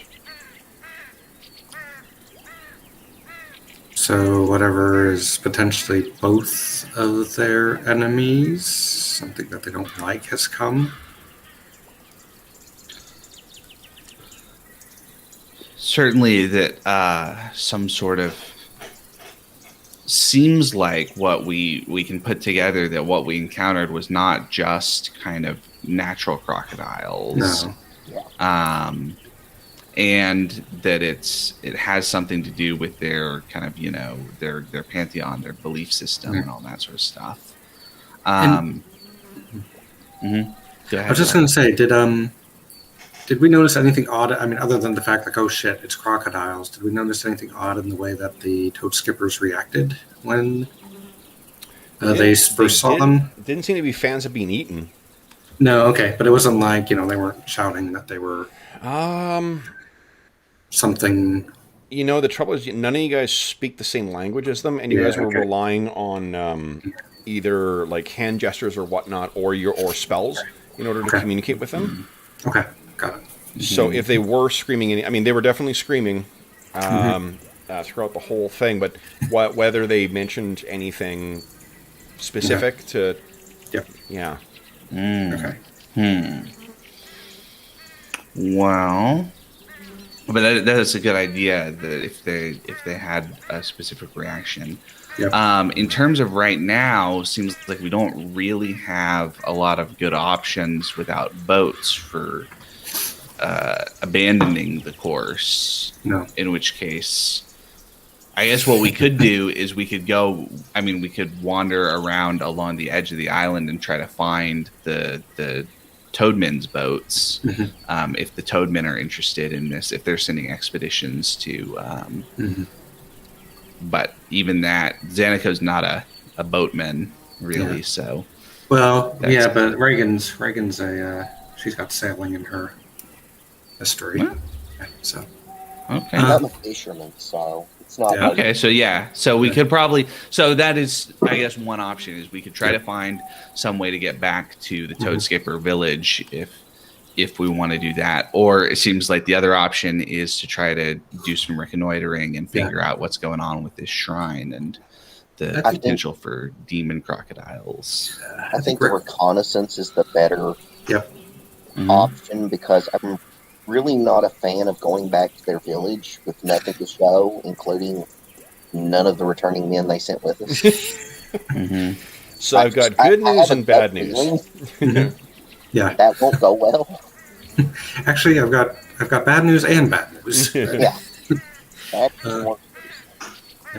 Can we, Kev? So the beach that we landed on, can we still see the island that we came from? And I don't know where the Toad Skipper's village is relative to the. Well, you should, because it was on that map.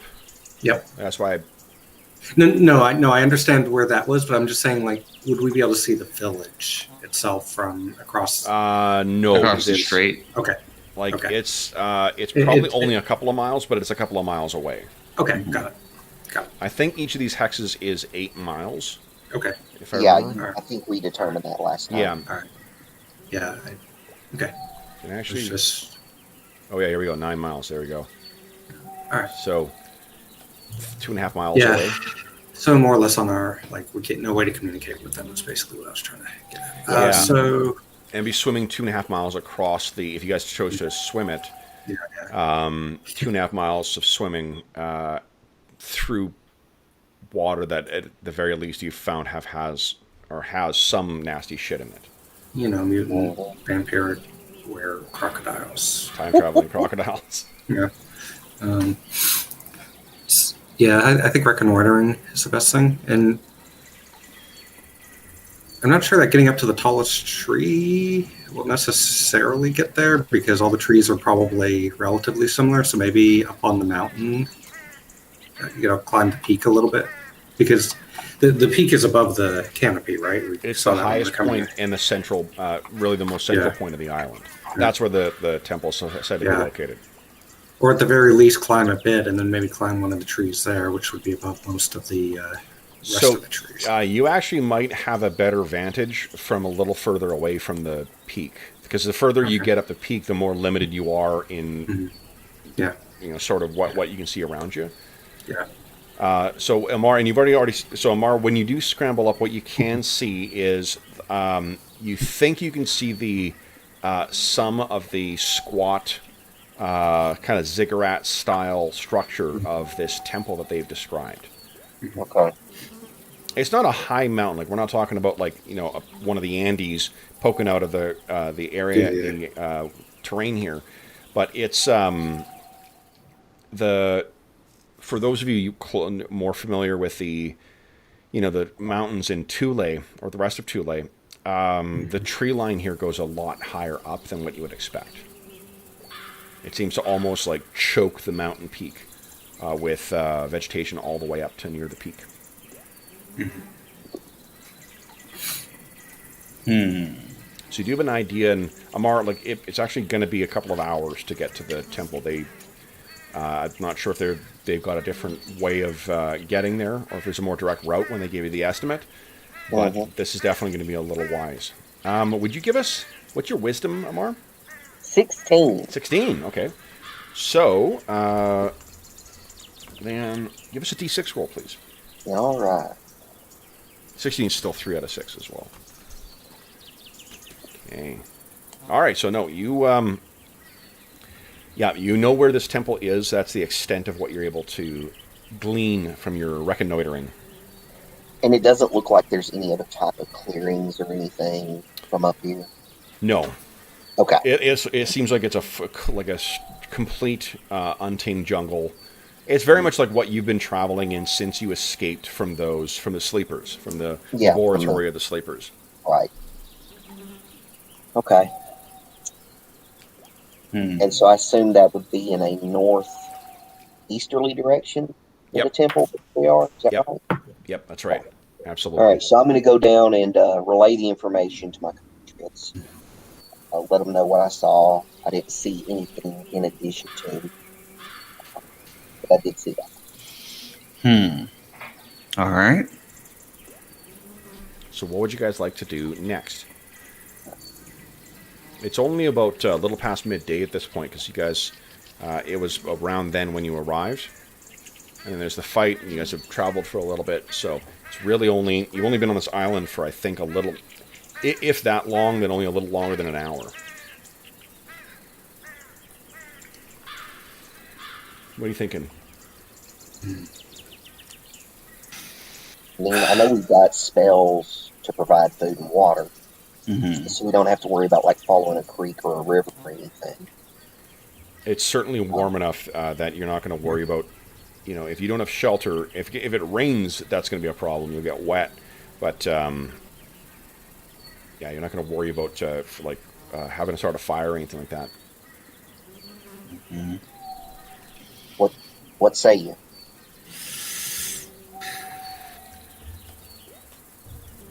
Well, yeah, I think heading cautiously in the direction of the temple is probably the best we can do. Yeah. Well, we are now, sure. Yeah. Ray guns out, PDW's out. Okay. It's right. Slowly transforming into a Vietnam era film. Yeah. I don't know. There's that whole fantasy Vietnam thing that's almost constantly in my mind in D&D. Yeah. So you guys set out. Except I don't have a PDW, but that's all right. You also, you don't have a bow either, to be honest. That's right. Yeah, that's right. We dropped it. Oops. I have arrows. No bow. I finally got more arrows. Or Zapata, fly well. Okay, then what? Amar, I don't think you've used your healing yet today either. No, I haven't, and that's. I was kind of holding off on it until we decided when we were going to camp. Okay. And then I could use it whenever we went to camp, and then the next day I would still have it at camp. Okay. So that was my logic. So you guys begin your trap. Oh, there's actually pretty. Should we camp? Because then I could provide enlargement again for whatever fight we have. I mean, we will eventually. I mean, we're definitely going to camp eventually. Okay. I think our process is better served by trying to get towards the temple and figure out what's going on. And camp and prep. Then camp and prep. Partly because I think as dangerous as those crocodiles were, even with our full complement of stuff, we're not really interested in fighting the horde of crocodiles. If we find like 1 or 2, we might take them on. Yeah.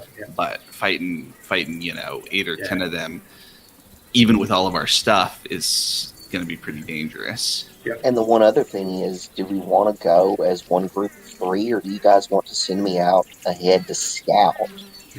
Kind of. Because, I mean, I can hide, move silently, and if I run into something, I can move pretty quickly back. Yeah.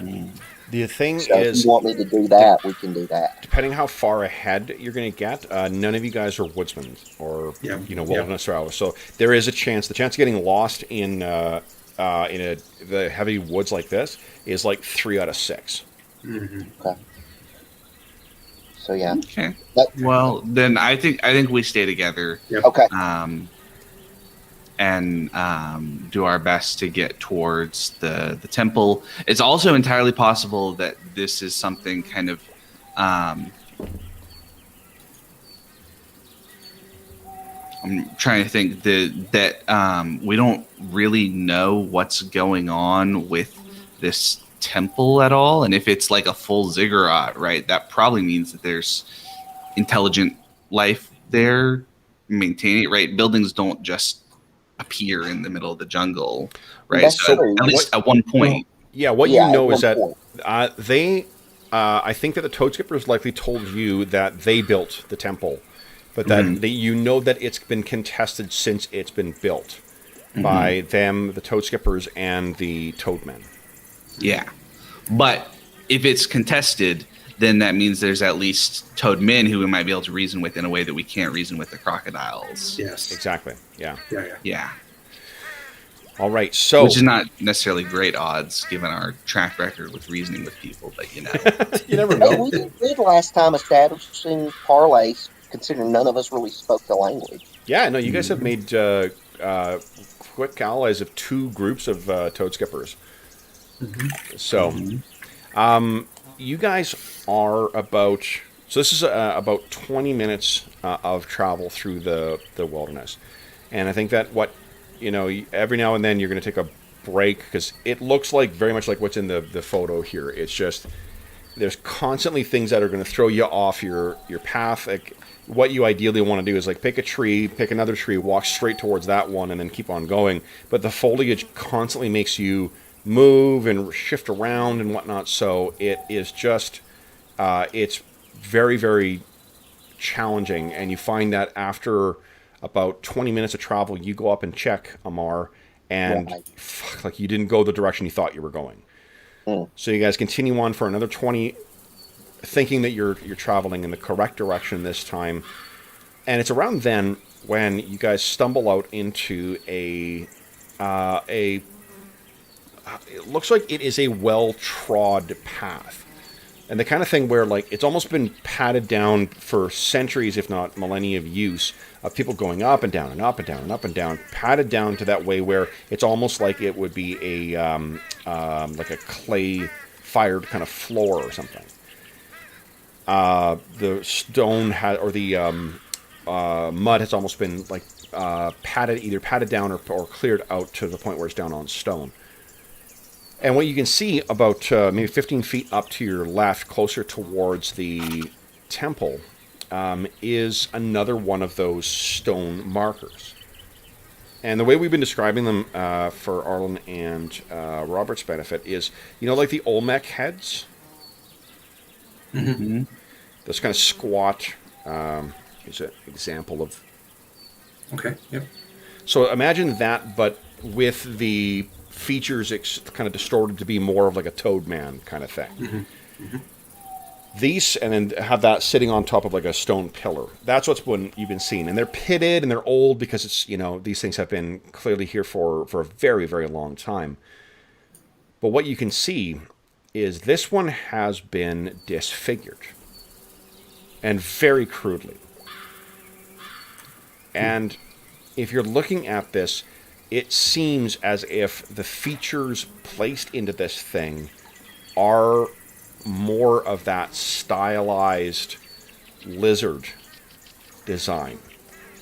given the shape of these things, like if they're reworking the design, they're limited in what they can do. They can't add, like a snout or whatnot on here. But there is definitely an element of reworking this to look more like it. And Zanico, I'm going to give you a chance to make another intelligence check. All right, another intelligence check. Nope. You want to spend Astonishing Fortune on that, or stuck with that? We have 2 left. No, One we left. have 1. Mm. Because I had to negate 2 hits, I believe. Mm-hmm. Oh, why not? What do you think? Okay. What do you think, Will?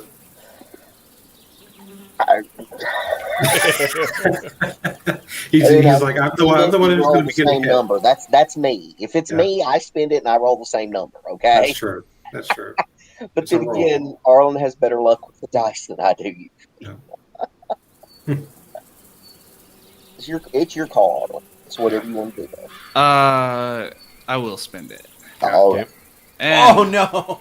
No. Okay. All right. So I'm going to give you a little bit of success at cost here.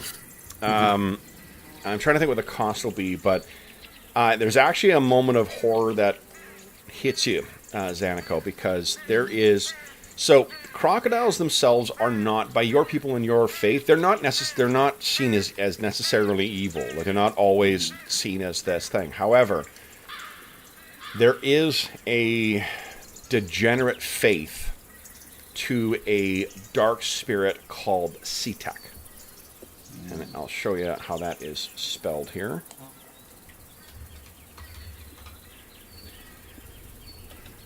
Seatek is it is the embodiment of fury and malice.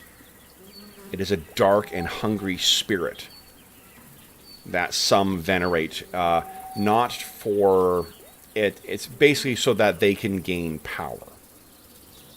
It is not something that any of your civilized, like any of the cities that you're familiar with, the 3 different civilizations that run through your region, none of them would favor this. It's a blasphemous faith followed by those at the outskirts of the civilization.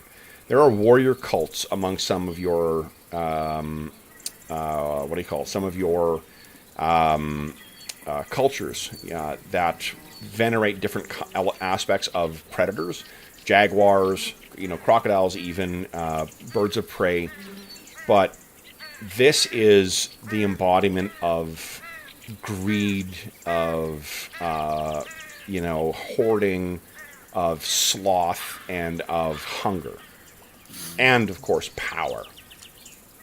So those who turn to this are either individuals who get corrupted by the spirit of Seatek, or it's degenerate, tribes that when they become aware, the warrior cults go and eliminate them.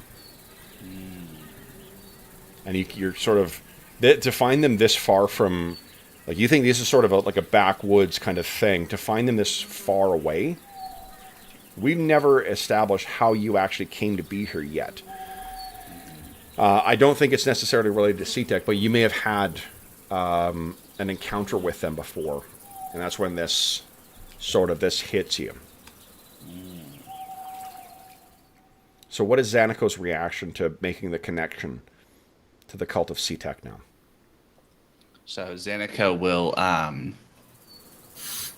grasp his holy symbol, and he lets out a prayer to the feathered serpent, and then he sort of whispers to the guys about this is something, some terrible cult that I have some familiarity with. I've heard the name spoken in whispers, but I will not say it here. Do we know whether Zanico, it was a mishap that brought him here, or whether it was him I mean, obviously, there's some element of a mishap out here too. But did he intend to try and forge out into strange places, or was it a mishap that drew him from his life in the structure of his society that left him, very, very far from home? I think it was definitely a mishap.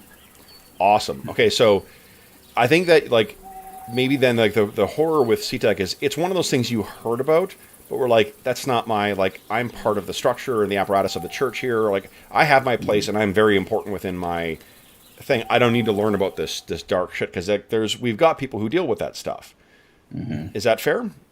Yeah, I think that's good. So then, Zanico, this.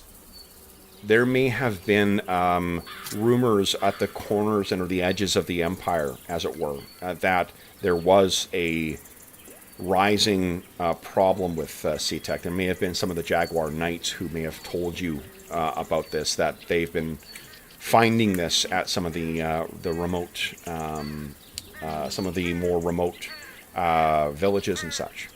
That there's this, it's not just individuals who are answering the the whispers in the night that come from CTEC.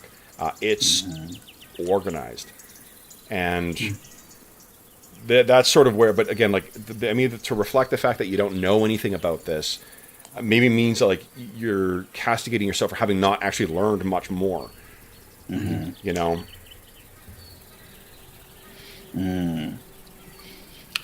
I've heard whispers of the all-devouring crocodile, whose name I shall not speak here for fear of drawing his attention, but I do believe that this is some evidence of his cult. It is a foul thing. In civilized lands, we snuff it out before the spark turns into a bonfire. But out here, who knows what nastiness has happened, what powers he might have granted the degenerate worshippers who would follow such a beast.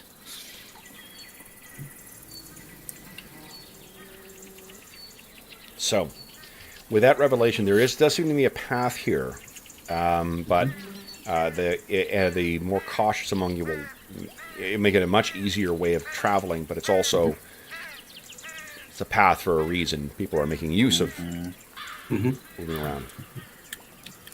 What do you think, guys? Do we see drag marks or anything on the path? Or blood, I guess, maybe. Yeah, I don't think if you're looking down, because of how hard packed this stuff is, there's not there's not the way that say the beach is, where it would be very easy to at a glance to see okay, there's clearly drag marks along here. You're looking down, and it's tough to tell whether someone passed recently, someone passed, you're sorely missing Amaguk at this point. Your long departed tracker.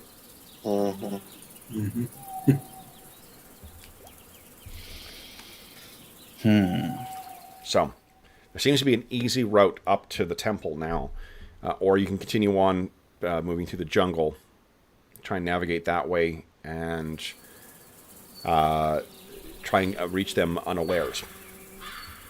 So maybe this is a case now where we could use Amar a bit. You could use more what? Sorry, Robert? Sorry, we could use Amar a little bit more in his sneaking capability. If there's a trail, you could maybe be just slightly off it so that you can see the trail and make sure that you don't lose the trail, but kind of go through that way.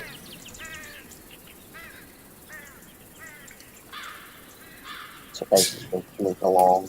Yeah. I mean, if you can go without bushes moving or trees moving pretty well, then somebody not really keeping, people would probably be more keeping an eye on the trail than the woods, than the jungle.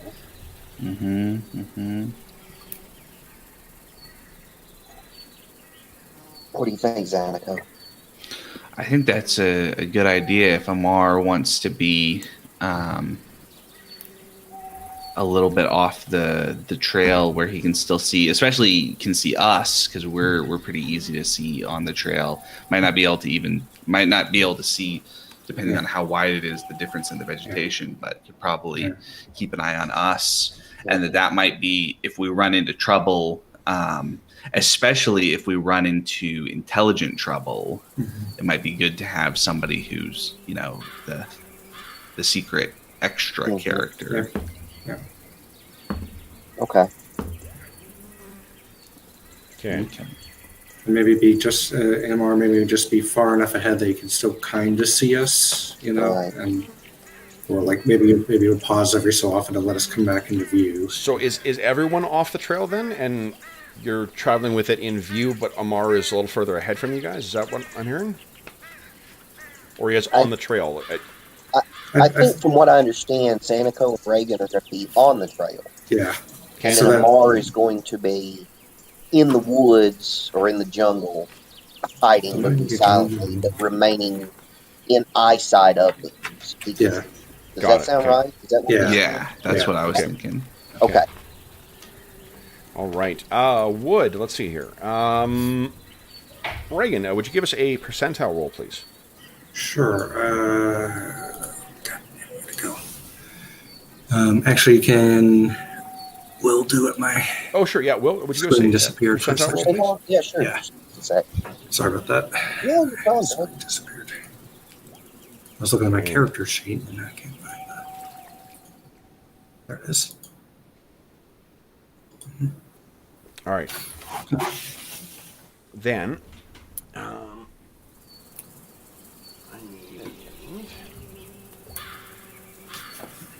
think it's in here.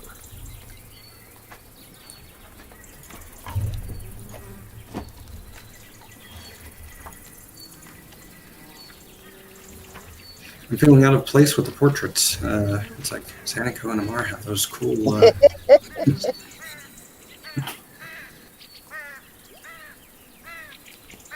How many have you done, Kev, so far? Just How many? out of those portraits? I think only 2 so far. Okay.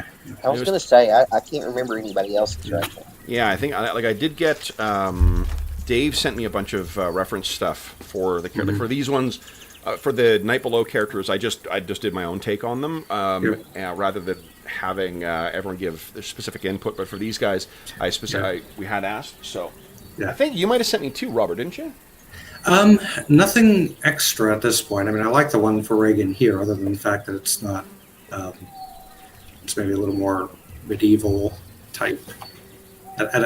Not quite fitting the Thule campaign, but I mean, I think the look is fine. Okay. Her look is fine. But Okay. So guys, what you find is that. I'll try to dig up some other stuff. One thing here.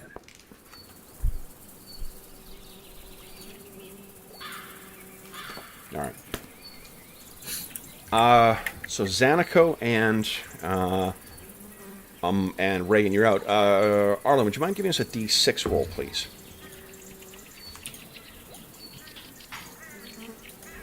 Two. Okay. All right. And me also. Sorry. So you guys are making your way down the path. You travel for about it's about 40 minutes up this thing, and you pass along the way another one of those like way markers or whatever, or little shrines that has likewise been defaced. This one not a little more effectively and permanently than the other.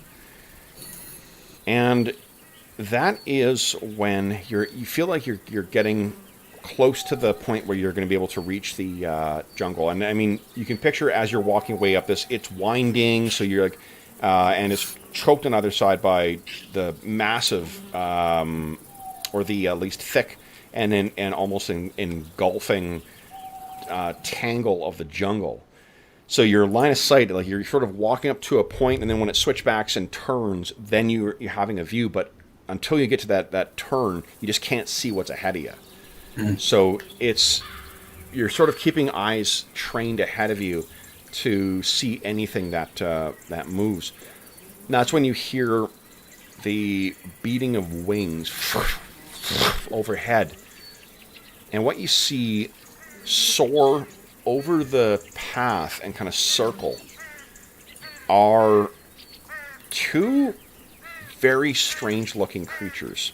They appear to be similar to those wide, or at least those winged reptiles that you've seen soaring overhead. The weird, like, almost like a spike-shaped head. Almost like a V or kite shape to their wings as it spread. But these things, unlike those, they don't have like a bird or lizard-like structure. They actually have a bit of a humanoid look to them. They have no clothing, they have no tools or weaponry, but they definitely have more of a humanoid shape to them. Their legs sort of back in kind of a Superman style to keep aerodynamics, and a long tail with a flat kind of like almost like a rudder at the end serving to assist with it. They swoop overhead and see you and then turn and sort of are almost like they're going to come back on you. I think Reagan and Zanico, you're the ones who spot this before Amar does, because Amar's just got more of the canopy overhead. And they happen to catch you at a point where they've spotted you. So these things wing over and circle around over the jungle, and then come back and wing over you again, and then to the far side of the map, or to the far side of the jungle, and you can hear them flapping as if they're coming around again. So, Reagan and Zanico, how do you wish to react? Maybe if they are, maybe get into the jungle, at least far enough in that they probably can't see. Okay. And if Zanico's been watching us, he'll see us go, and maybe we can point real quickly that we're going point up, point there, and then go into the jungle. Okay. Yeah. Okay. So, I think go probably not even that far, but just a couple feet in and kind of crouch down in the underbrush and see what they do, if possible. Yeah, okay. I agree. So you crouch down and you can hear flapping overhead. Let me check for screen. Gonna sat. Reaction, there we go. Anyone have any charisma modifiers I need to be aware of? Nope. I have a +1 for react loyalty. Nice. Okay. So what happens, and Amar, like you've seen Reagan and Zanico come running in now. I think at this point you've heard the beating of the wings overhead. We haven't spotted them. You've maybe seen like shadows kind of pass overhead. What do you do, Amar? Do you go back to join them, or are you staying hidden? No, I'm going to stay hidden where I am. Okay. So I think there's still, like, they're still winging overhead, and let's see here. Why don't each of you give us a what would be the save here? Oh. Are the saves listed on the DM screen? I'm trying to remember. That I don't know. I don't have mine in front. Okay. It is not. Okay. I'm going to suggest transform or sorcery, but that doesn't seem likely. See, it might be sorcery, but I'm going to see if there's anything like enchantment. I know there's modifiers to... Yeah, and that's what I'm thinking, because I know like there's the way it works in this game is a default save, and then there's the different subsystems of save that will give modifiers as opposed to having a bunch of separate saves, but let's see here. Here we go, saving throws. Yeah, this will be sorcery. So if you got any bonuses versus sorcery, you can, whether from a wisdom stat or from your class, go ahead and give us, and only Xaniko and Reagan give us saves. A sorcery save? Please, yeah. Okay. Nice. Nice. Okay. All right, so what you can feel, Reagan, is as you're hiding, it's almost like something is trying to push its way into your mind. Mm-hmm. Like you can feel something like it's almost like something writhing, in the base of your skull, right at the back of your head. Mm-hmm. And you are able to, having spent a childhood with that unfortunate enchantment on you, you're instinctively able to shake it off. Xaniko, I guess it's because you're just too shaken up from the revelation with it that this thing is able to quite easily work its way into your mind. Mm-hmm. And you suddenly can feel that you're not alone. And this odd voice it's not so much speaking as it is communicating to you. So you're not like, you're hearing it and making sense of it, I imagine, in whatever your native tongue is. Mm-hmm. But it's not that this thing is speaking. You know that it's not speaking in a language. It's just communicating with you because your minds are one at this point. And what it says is, are you sworn to the serpent?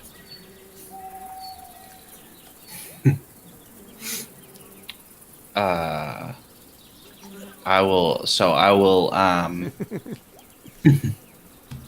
look down at I'm hoping that I have a sense that this could have the sensory perceptions from me, or is it just kind of sharing communication? Maybe it might be. Yeah. Well, so I'm gonna pull my holy symbol kind of out of from under its armor where it sits, so that it's sitting on my chest, and look down at it. Tell me how Xaniko, what's his emotional state right now?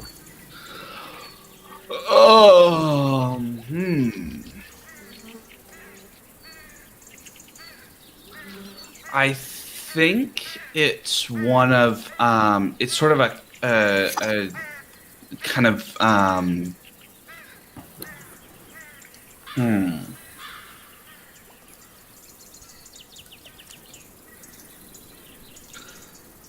It's almost like that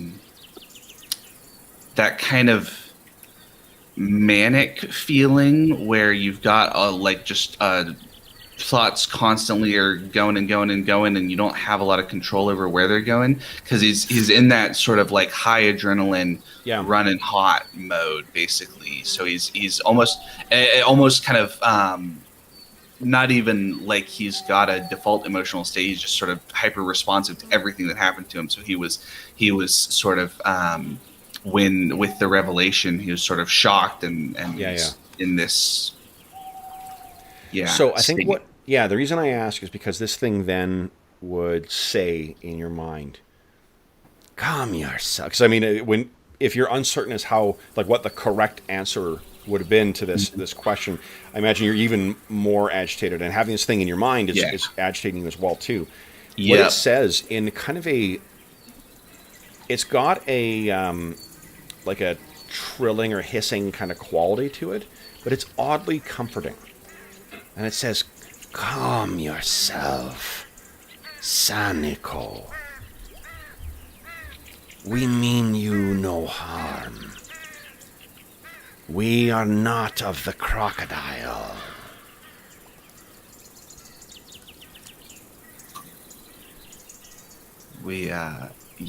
Okay. And that's sort of like the path of his thoughts. He's not saying anything. And then he kind of composes himself for a moment, and he's going to think back. What? You're the flyers above? It's just kind of confirming. Yes. We can see you. I can sense you, but your friend's mind is closed to me. How do we... Is there a way we could talk face to face? Your tongue, as if he was trying to find the word for it, cannot speak ours. And we would not make words with yours. And you hear a cry. That sounds kind of like a halfway between a lizard and halfway between a bird. Closer to a bird, probably. From overhead. This is how we can speak to your kind. Okay.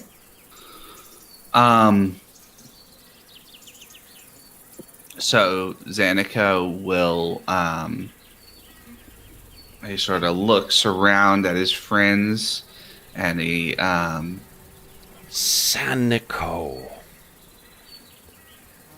You may address me as Greenwing.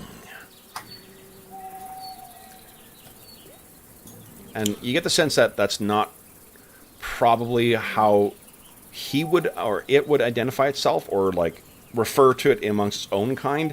It's tried to find a way that you would understand how naming, he's created a human equivalent of naming conventions, I guess. Mm-hmm. So, by the way, Kev, Reagan at this point, since she felt something, she's going to be looking immediately over at Zanico. Yeah. So does she see... What's your does he seem normal? He definitely, despite what the thing said, he doesn't really look calm yet. Yeah. It looks pretty deep in thought.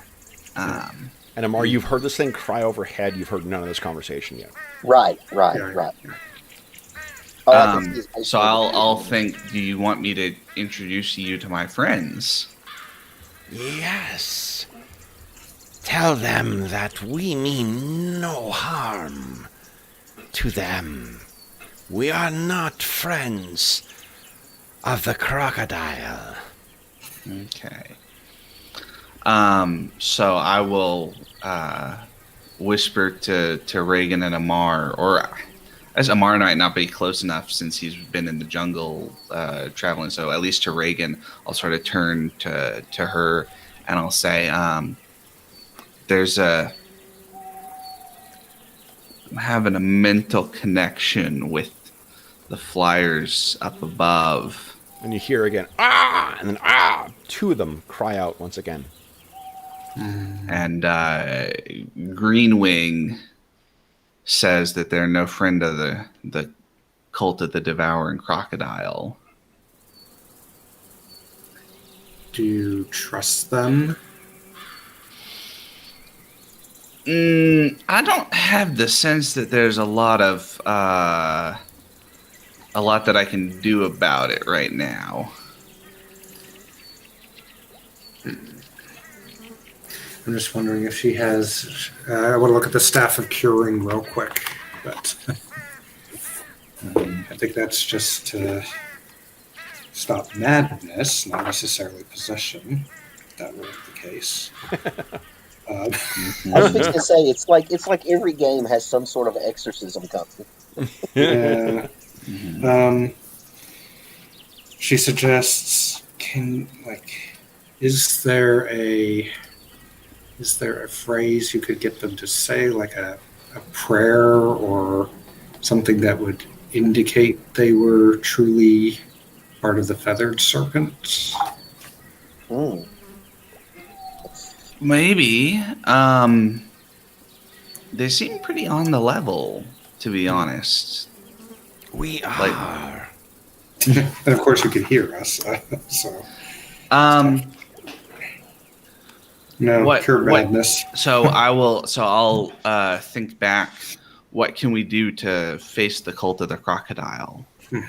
They For we are are enemies of them. many in number, and the spirit spreads like a disease. Their numbers grow among the... And it's as if he struggles for the word, so you would understand it. toad skippers and their foes. We have long watched this island and the lands near our home. You are strangers here.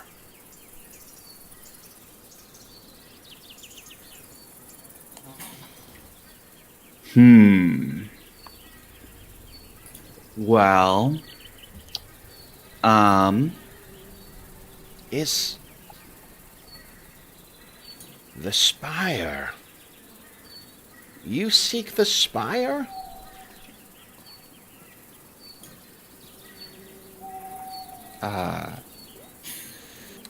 What the Monkey Meister has oh sent you yeah, on. the Monkey yeah, Meister told us. The original mission. Yeah. Yeah, we're sort of on a mission. Well, it's complicated. But Not from God. the Monkey Meister told us about a lake with many islands and a device that can rework flesh, a sunken tower of the Atlanteans. You mean Or the Sky People, I guess I would say. Not. Well, I might say Atlanteans at this point. Haven't interacted with. Yeah, I mean, it's spoken to the others. They may be filling that in as sort of Yeah. what... it says you seek the spire of the ancients? I think so. I promise we're only trying to do good stuff with it. Our kind, our home, sits atop that. And if you would seek the secrets of the spire of the ancients, our kind need give permission. Okay. Well, we would very much like permission, and we're happy to help face these crocodile bastards because we don't like them either. Can you help us get towards the spire and figure out what's going on? What help for the spire? You would need meet with our, And again, he kind of struggles for the word. king. Okay. Can you provide an introduction?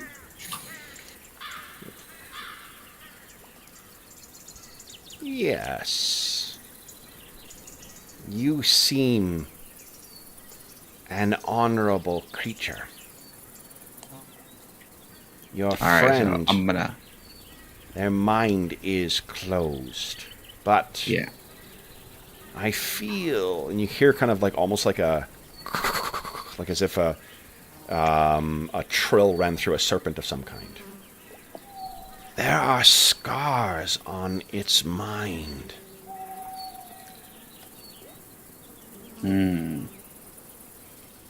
Okay. Greenwing, I'm gonna pass along this information to Reagan. And so I'll turn to Reagan and say, so the Atlantean sunken tower that we're looking for, Greenwing, our flying buddy, says that it's where his people live, and that we need to meet with their king to negotiate. Okay. But she's still kind of watching Arlen as if she's expecting him to. Yeah. So Amar, I think that doesn't the monk have that thief hear noise or detect noise? Yeah, I've got detect noise, I believe. Yeah, give us a detect noise roll. Let's just correct. because I think if you like listen in, you probably would started picking up. So, she said, well, that seems reasonable and promising. Okay. But she's still kind of eyeing Arlen as if he might turn into a ravening something at any point. So I think, Amar, your discern noise is it looks like... I think it's a 7 of 12. Let me double check. 7-12 is level When 7 to Xanico 8. dies, I'm going to play a pterodactyl person. Yeah. She's got her whole person ready in case they come lower. It's like, what happens if something like that falls from the sky? You have a D12 roll there, Amar? Yeah. Oof. Yeah. So yeah, I think so. Tell us what Amar's thinking. You can hear these things moving overhead. You can hear there's at least one of them that's sort of screeching. Right. You know. I mean, Amar's of course, he's crouched, kind of blended in, and he's looking up where he hears that sound from, but he's keeping an eye on his companions. So they seem to be sort of like whispering. You can't hear what they're saying, but they're sort of whispering back and forth to each other. They don't seem terribly concerned. And the things are sort of, they're circling over where your allies are. None of them, in the way that like a 10-foot wingspan, giant pterodactyl man can, do. Yeah, we'll do. Yeah. Amar is mainly focused. I think his focus is on watching their faces, and until he sees fear or danger, he's not too concerned. Okay. That's where Amar's mindset is. He's going to watch until he sees something that looks like fear or, something in the face before he really wants to react. Otherwise, he's staying hidden. Okay.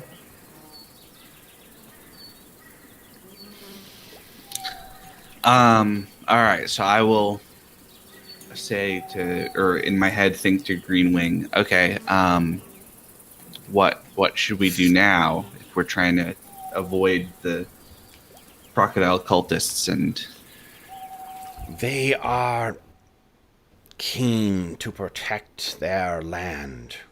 We have seen them scurrying on the ground. And I am sorry, my friend Xanico, but they will have seen us as well. It's kind of par for the course, though. That's okay. I guess what he's meaning with them circling is that they're overhead. Yeah, like vultures, right? I figured. Yep. We cannot land here. Too much. And we risk not being able to flee when the crocodiles come. Why are you here? So the Toad Skippers were interested in reclaiming this temple from the Toadmen, their enemies. Yes. Apparently. They, for years, have fought one another. Though I know not the difference, they look the same. Why do they fight among their own? But now, the dark spirit has come, infecting the minds and souls and bodies of these creatures, brought together through darkness and hunger.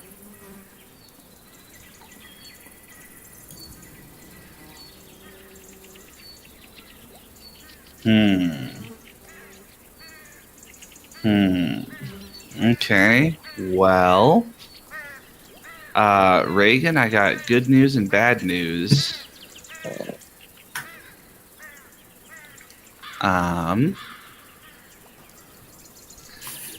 So,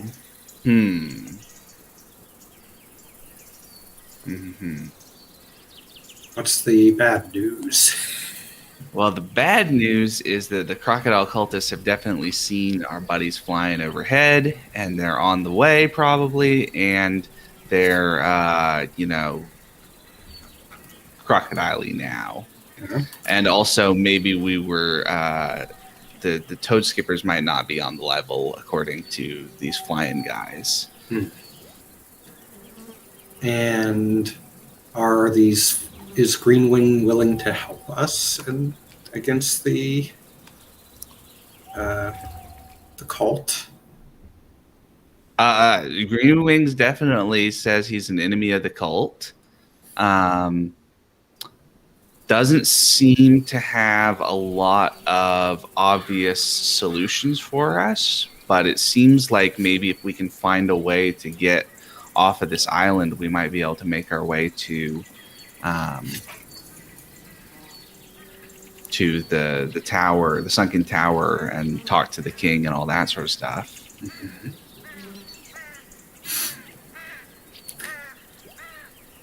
So if the toad skippers are not on the level, what are your feelings about completing their mission? So, sounds like the toad skippers have some crocodile cultiness of their own going on, and that they may be interested in this holy site, not to protect it from the crocodile cultists, but as it's sort of unclear because we haven't really gotten a great communication with the toad skippers, right? So we don't really know what their structure is or who might be corrupted or not or anything like that, right? We don't have anything like that. So basically, so what you can tell, to give context here, like the toad skippers have been nothing but very, very open, very, welcoming of you guys. They offer to show you the place if you could help them get back this temple. And the way it was explained to you is that this temple seems to keep changing hands. They'll get up there sometimes, and then the others will come up there sometimes. But there's been no reference to SeaTech or the crocodiles or anything like that. Like, it's not like this is a dark power. And I had forgotten that Greenwing doesn't have a good sense of who's who. He can't really tell them apart very well. So he knows that some of them. Okay, so toad skippers, it's complicated. Greenwing doesn't have a good sense of the difference between the toad skippers and the toad men that we're facing. So he knows that some of their sort are definitely crocodile cultists and they're controlling this temple. So it's entirely possible that we're fighting with the... Yeah, and remember what he said as well is that this spirit came in and sort of united them when nothing else did. So this is something new. And even from witnessing the defacing that happened for those things, it's very crude and it's very recent. So someone is repurposing this place. From a religious perspective, you would recognize that like if someone came in, because your culture is not far off from the sort of the types of designs and whatnot that the toad skippers seem to have. What's different here is that this is as if someone came into the feathered serpent's domain and started defacing them to be venerating something else. Okay, so Greenwing is kind of he doesn't. Okay, well, it's complicated, Reagan, but it sounds like we have stumbled into a bit of a holy war with the crocodile cultists taking over this place, and that the toad skippers are trying to take it back. And perhaps they've also taken over the toad men, the men toads, whatever they are. Yeah, it seems like the man toads have become crocodile cultists for the most part, or the whole part, and they've gotten transformed in some cases, at least, maybe all cases. Who knows? You can hear Greenwing's voice in your head again too. It says, "Yes, their souls consumed, but their bodies rebuilt." That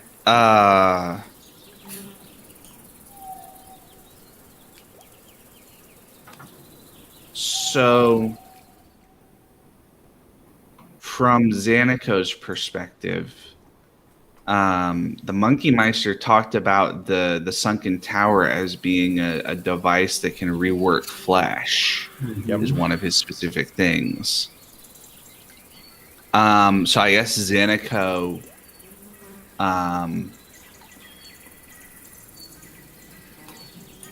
trying to figure out a way to ask if Greenwing knows anything about the sort of process that might have happened, if it is purely divine or if there might be something technological going on. But Greenwing and I don't communicate quite like that. So, Xanako, if you open your mind, allow me to embrace. This will be unpleasant for both, but I can show you. Okay. All right. So, just as a precaution, Greenwing, I'm going to give Reagan my Atlantean PDW in case I go crazy. Because not that you would do something like that to me, but that I might not be able to handle the stress. Does that make sense? The minds of your kind are fragile. Yeah. Okay. So I'll turn to Reagan and unsling and hand it over and say, if something goes, I'm going to let Greenwing show me some visions. And I'm not entirely sure what's going to happen. So this is sort of a precaution. And she just grabs it and levels it at him. Yep. It says, this is a bad idea. Amar, you can see this happening as well, too. Yeah. Right. Yeah. It's handing over something. I mean, she does it slowly. Something weird is happening here. Like he's handing over the gun to Reagan. Mm-hmm. Are you still keeping a distance and seeing how this plays out, or what? Those things are circling overhead. Mm-hmm.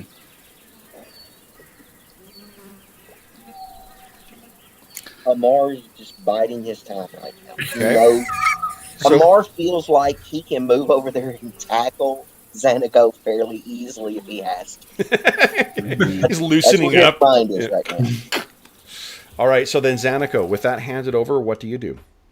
So I'm gonna whisper a quick prayer to the feathered serpent and say, "All right, I'm doing my best to open the floodgates." Okay.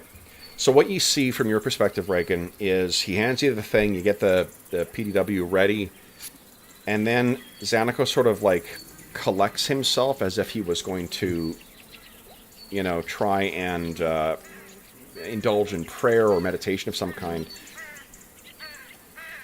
But then, as if struck with something, both hands suddenly grab his head. He screams, staggers back, hits a tree, falls to his knees,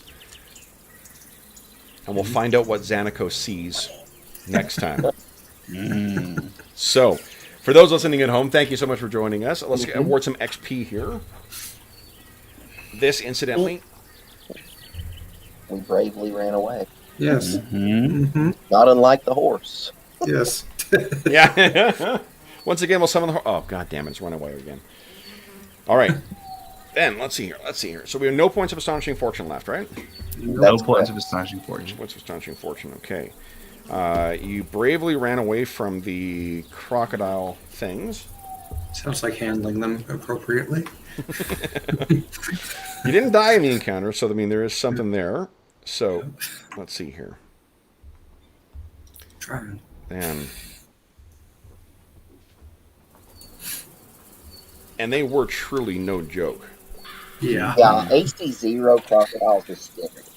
Especially when we didn't hit a single one of them, except the first first shot from Amar. Yeah. I know we didn't have any of our fighters. No, like you're I just rolled like crap. without Malo, without Iffy, without Kane. Like you guys aren't optimized for your Thaco. That's the one change I would make. If he's fighting unarmed, he should fight as a fighter. As a fighter? Yeah, if he's armed, it's the regular, I think it's like... Yeah, the trouble with the monk, like, because, it's one of the things that they have to sort of always be the, like, jack of all trades and master of none. They need to be subpar for all the other things because of how versatile they are. Yeah. You can't disarm a monk, right? Right. You don't need to, if they lose armor, gain armor, that doesn't matter whatsoever because they get that bonus as well, too. So, like, in order for them to be balanced against other classes, this is why, like, the monks keep seeing revision in every single edition of D&D as well, right? Is because someone's always going to be dissatisfied with sort of how it all fits together. I like I actually like the way the Savage Pathfinder monk felt. It felt very... it didn't feel overpowered, but felt, well balanced. Let's see here. And I like the Pathfinder 2 monk as well, too. I think it's quite well. This is a good one, too. It's a great version of the monk as well. But yeah, I enjoy it. Like I said, I think just having played it. Yeah. For God, as long as I've played it now. Yeah. Have you played the Castles and Crusades version of the monk? No, I don't even think I've looked at it. I wonder if it's in the main book. So the neat thing with that one is I think it's got it's either a D10 or a D12 hit dice.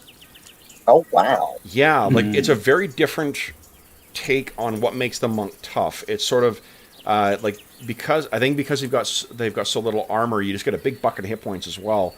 And I can't remember what the attack rate is. Like the attack, their attack bonus might be higher as well. Yeah, as far as if I was looking at it, because I know as he moves up, I think he gets pluses to attack. Yeah. But I think that would be the number one fix. Forget the pluses to attack. If you're fighting unarmed, you fight as a fighter. If you're fighting armed, you fight as a fighter, as far as progression goes. Okay, guys. So, in spite of the running away...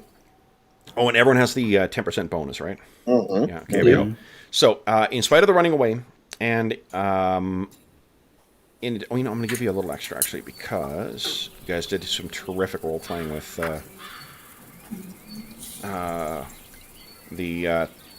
Pterodon men. You're each walking away with 934 XP. That's including the 10% bonus. That's 934 XP.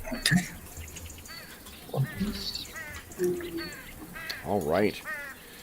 So then, for those listening at home, thank you so much for joining us for session 58 of our Reavers of Thule campaign. Very definitely some developments going on this island. As is always the case, if you have any comments, questions, or concerns regarding the session, the campaign, or the game we're playing, be sure to leave a comment in the comment section of the video, or you can find us on the Dungeon Musings Discord. You can find a link to that in the description of our video. You can also, a reminder that at the time of recording and going until the end of July 2021, the third edition of Hyperborea is currently on Kickstarter, and there's a bunch of different great tiers you can get through to get copies of the new version of the game. You can also find, let's see here, on the Dungeon Musings Discord server, you can find channels dedicated to not only this game and this campaign, also to every other game we run on the channel, so and a bunch of other great stuff. Bunch of great people over on the Discord as well, so tons of great conversations, tons of great people. There's channels dedicated to things like finding a group, like information about online conventions, setting up your virtual tabletop stuff, and my personal favorite, which Anna is just reminding me of, pictures of all of our dogs and pets and stuff. So you can find it under the Dungeon Dogs channel. You're more than welcome to join us over there. Down in the description of the video, you can also find a link to something called Heroes Save Villages. That's the charity fundraising campaign that we run on the channel. And from now until August 1st, 2021, so another month worth of time, for every $25 that you donate, you get one chance to win the grand prize or one of the other great prizes we have for our next charity raffle. The grand prize is a copy of Beadle and Grimm's Legendary Edition Curse of Strahd. Second prize is a copy of Beadle and Grimm's Shadowy Silver Edition of Van Richten's Guide to Ravenloft, both of which were very generously donated to us by and the campaign by the folks at Beadle and Grimm, so a huge thank you to them as well. If you don't win those, there's still a bunch of other great prizes, including some Dungeon Crawl Classics modules. Whoops, sorry. Donated by our buddy George. There are copies of the, let's see here, I picked up a copy of the Jackals RPG, a great swords and sorcery game that we run a bit on the channel, and the author of that has very generously donated a copy of their brand new campaign, The Fall of the Children of Bronze, to as a prize. We also have a copy of the let's see here, the 2D20 Acton Cthulhu game that's going to be coming out shortly. There's also a chainmail dice bag made by our resident armorsmith, Dave, and a bunch of great prizes from the Dungeon Musings Red Bubble Shop. And best of all donations go directly to SOS Children's Villages International, the organization that benefits from the Heroes Save Villages campaign, who are active in over 130 countries, benefiting or helping over 80,000 orphaned and abandoned children. So get a chance to win some great prizes and to help out some kids who could really use some help. And from now until the end of the month, you also get a chance, if you made a donation since April 1st, you get a chance to vote on our next charity game. And this next round, we're going pulpy. So there are 5 pulp RPGs that you can vote on. They include a personal favorite of our resident monk here. Number 1 is the classic adventure RPG set in the Aberrant and Trinity universe, the old White Wolf game. The other ones, let's see if I can remember what they are, include 2nd edition Feng Shui, Robin Law's classic game of Hong Kong action. There is D20 Modern. I've called it the Noir below, so it'll be a, if that one is selected, we'll be playing a D20 Modern kind of noir version of characters from our Night Below campaign. There is City of Mist is one of the ones, and what is the other ones I'm forgetting here? Pulp Cthulhu? Pulp Cthulhu, yes, and Pulp Cthulhu is another one. So there's a lot of great games, and then once voting is ended, that session we played at the end of August, I think it's August 28th, and then the week before, you'll also get a chance to vote on, or 2 weeks before, you'll get a chance to vote to either equip our heroes or to help select what the story is going to be about. We did that with our recent Star Trek Adventures charity session, and that ended up being a lot of fun. So you get a chance to help say what is going to be played in our charity sessions on the channel. You get a chance to help either frame the story or help equip our heroes for that adventure. And you get a chance to win some great gaming stuff and help out some kids who could really use some help. None of the money donated goes to the channel. It all goes to SOS Children's Villages International, which is a pretty awesome way of helping out some kids who could really use some help. And speaking of awesome things, I want to give a huge thank you to Robert, Arlen, and Will for joining me today for this session. Guys, that was a really fun. Congratulations on surviving the horrific crocodiles, the minions of SeaTech. Or at least getting a little wiser about running away once in a while. Yes, not everything needs to... Well, no, you guys have always been pretty good about like judging when it's time to fight and judging when it's time to retreat and sort of plan for what you need to do. So thanks for joining me this morning, guys. And for those listening at home, thank you as well for joining us for yet another session back in the wilds of Thule. If you are joining us live, thank you so much for joining us. We hope this finds you healthy, safe, and weathering the lingering efforts of the current crisis. We do hope we've given you a few hours to take your mind off the troubles of our world and think about the troubles that beset our heroes in the jungles of Thule. And until we see you again, stay safe, stay healthy, and happy gaming.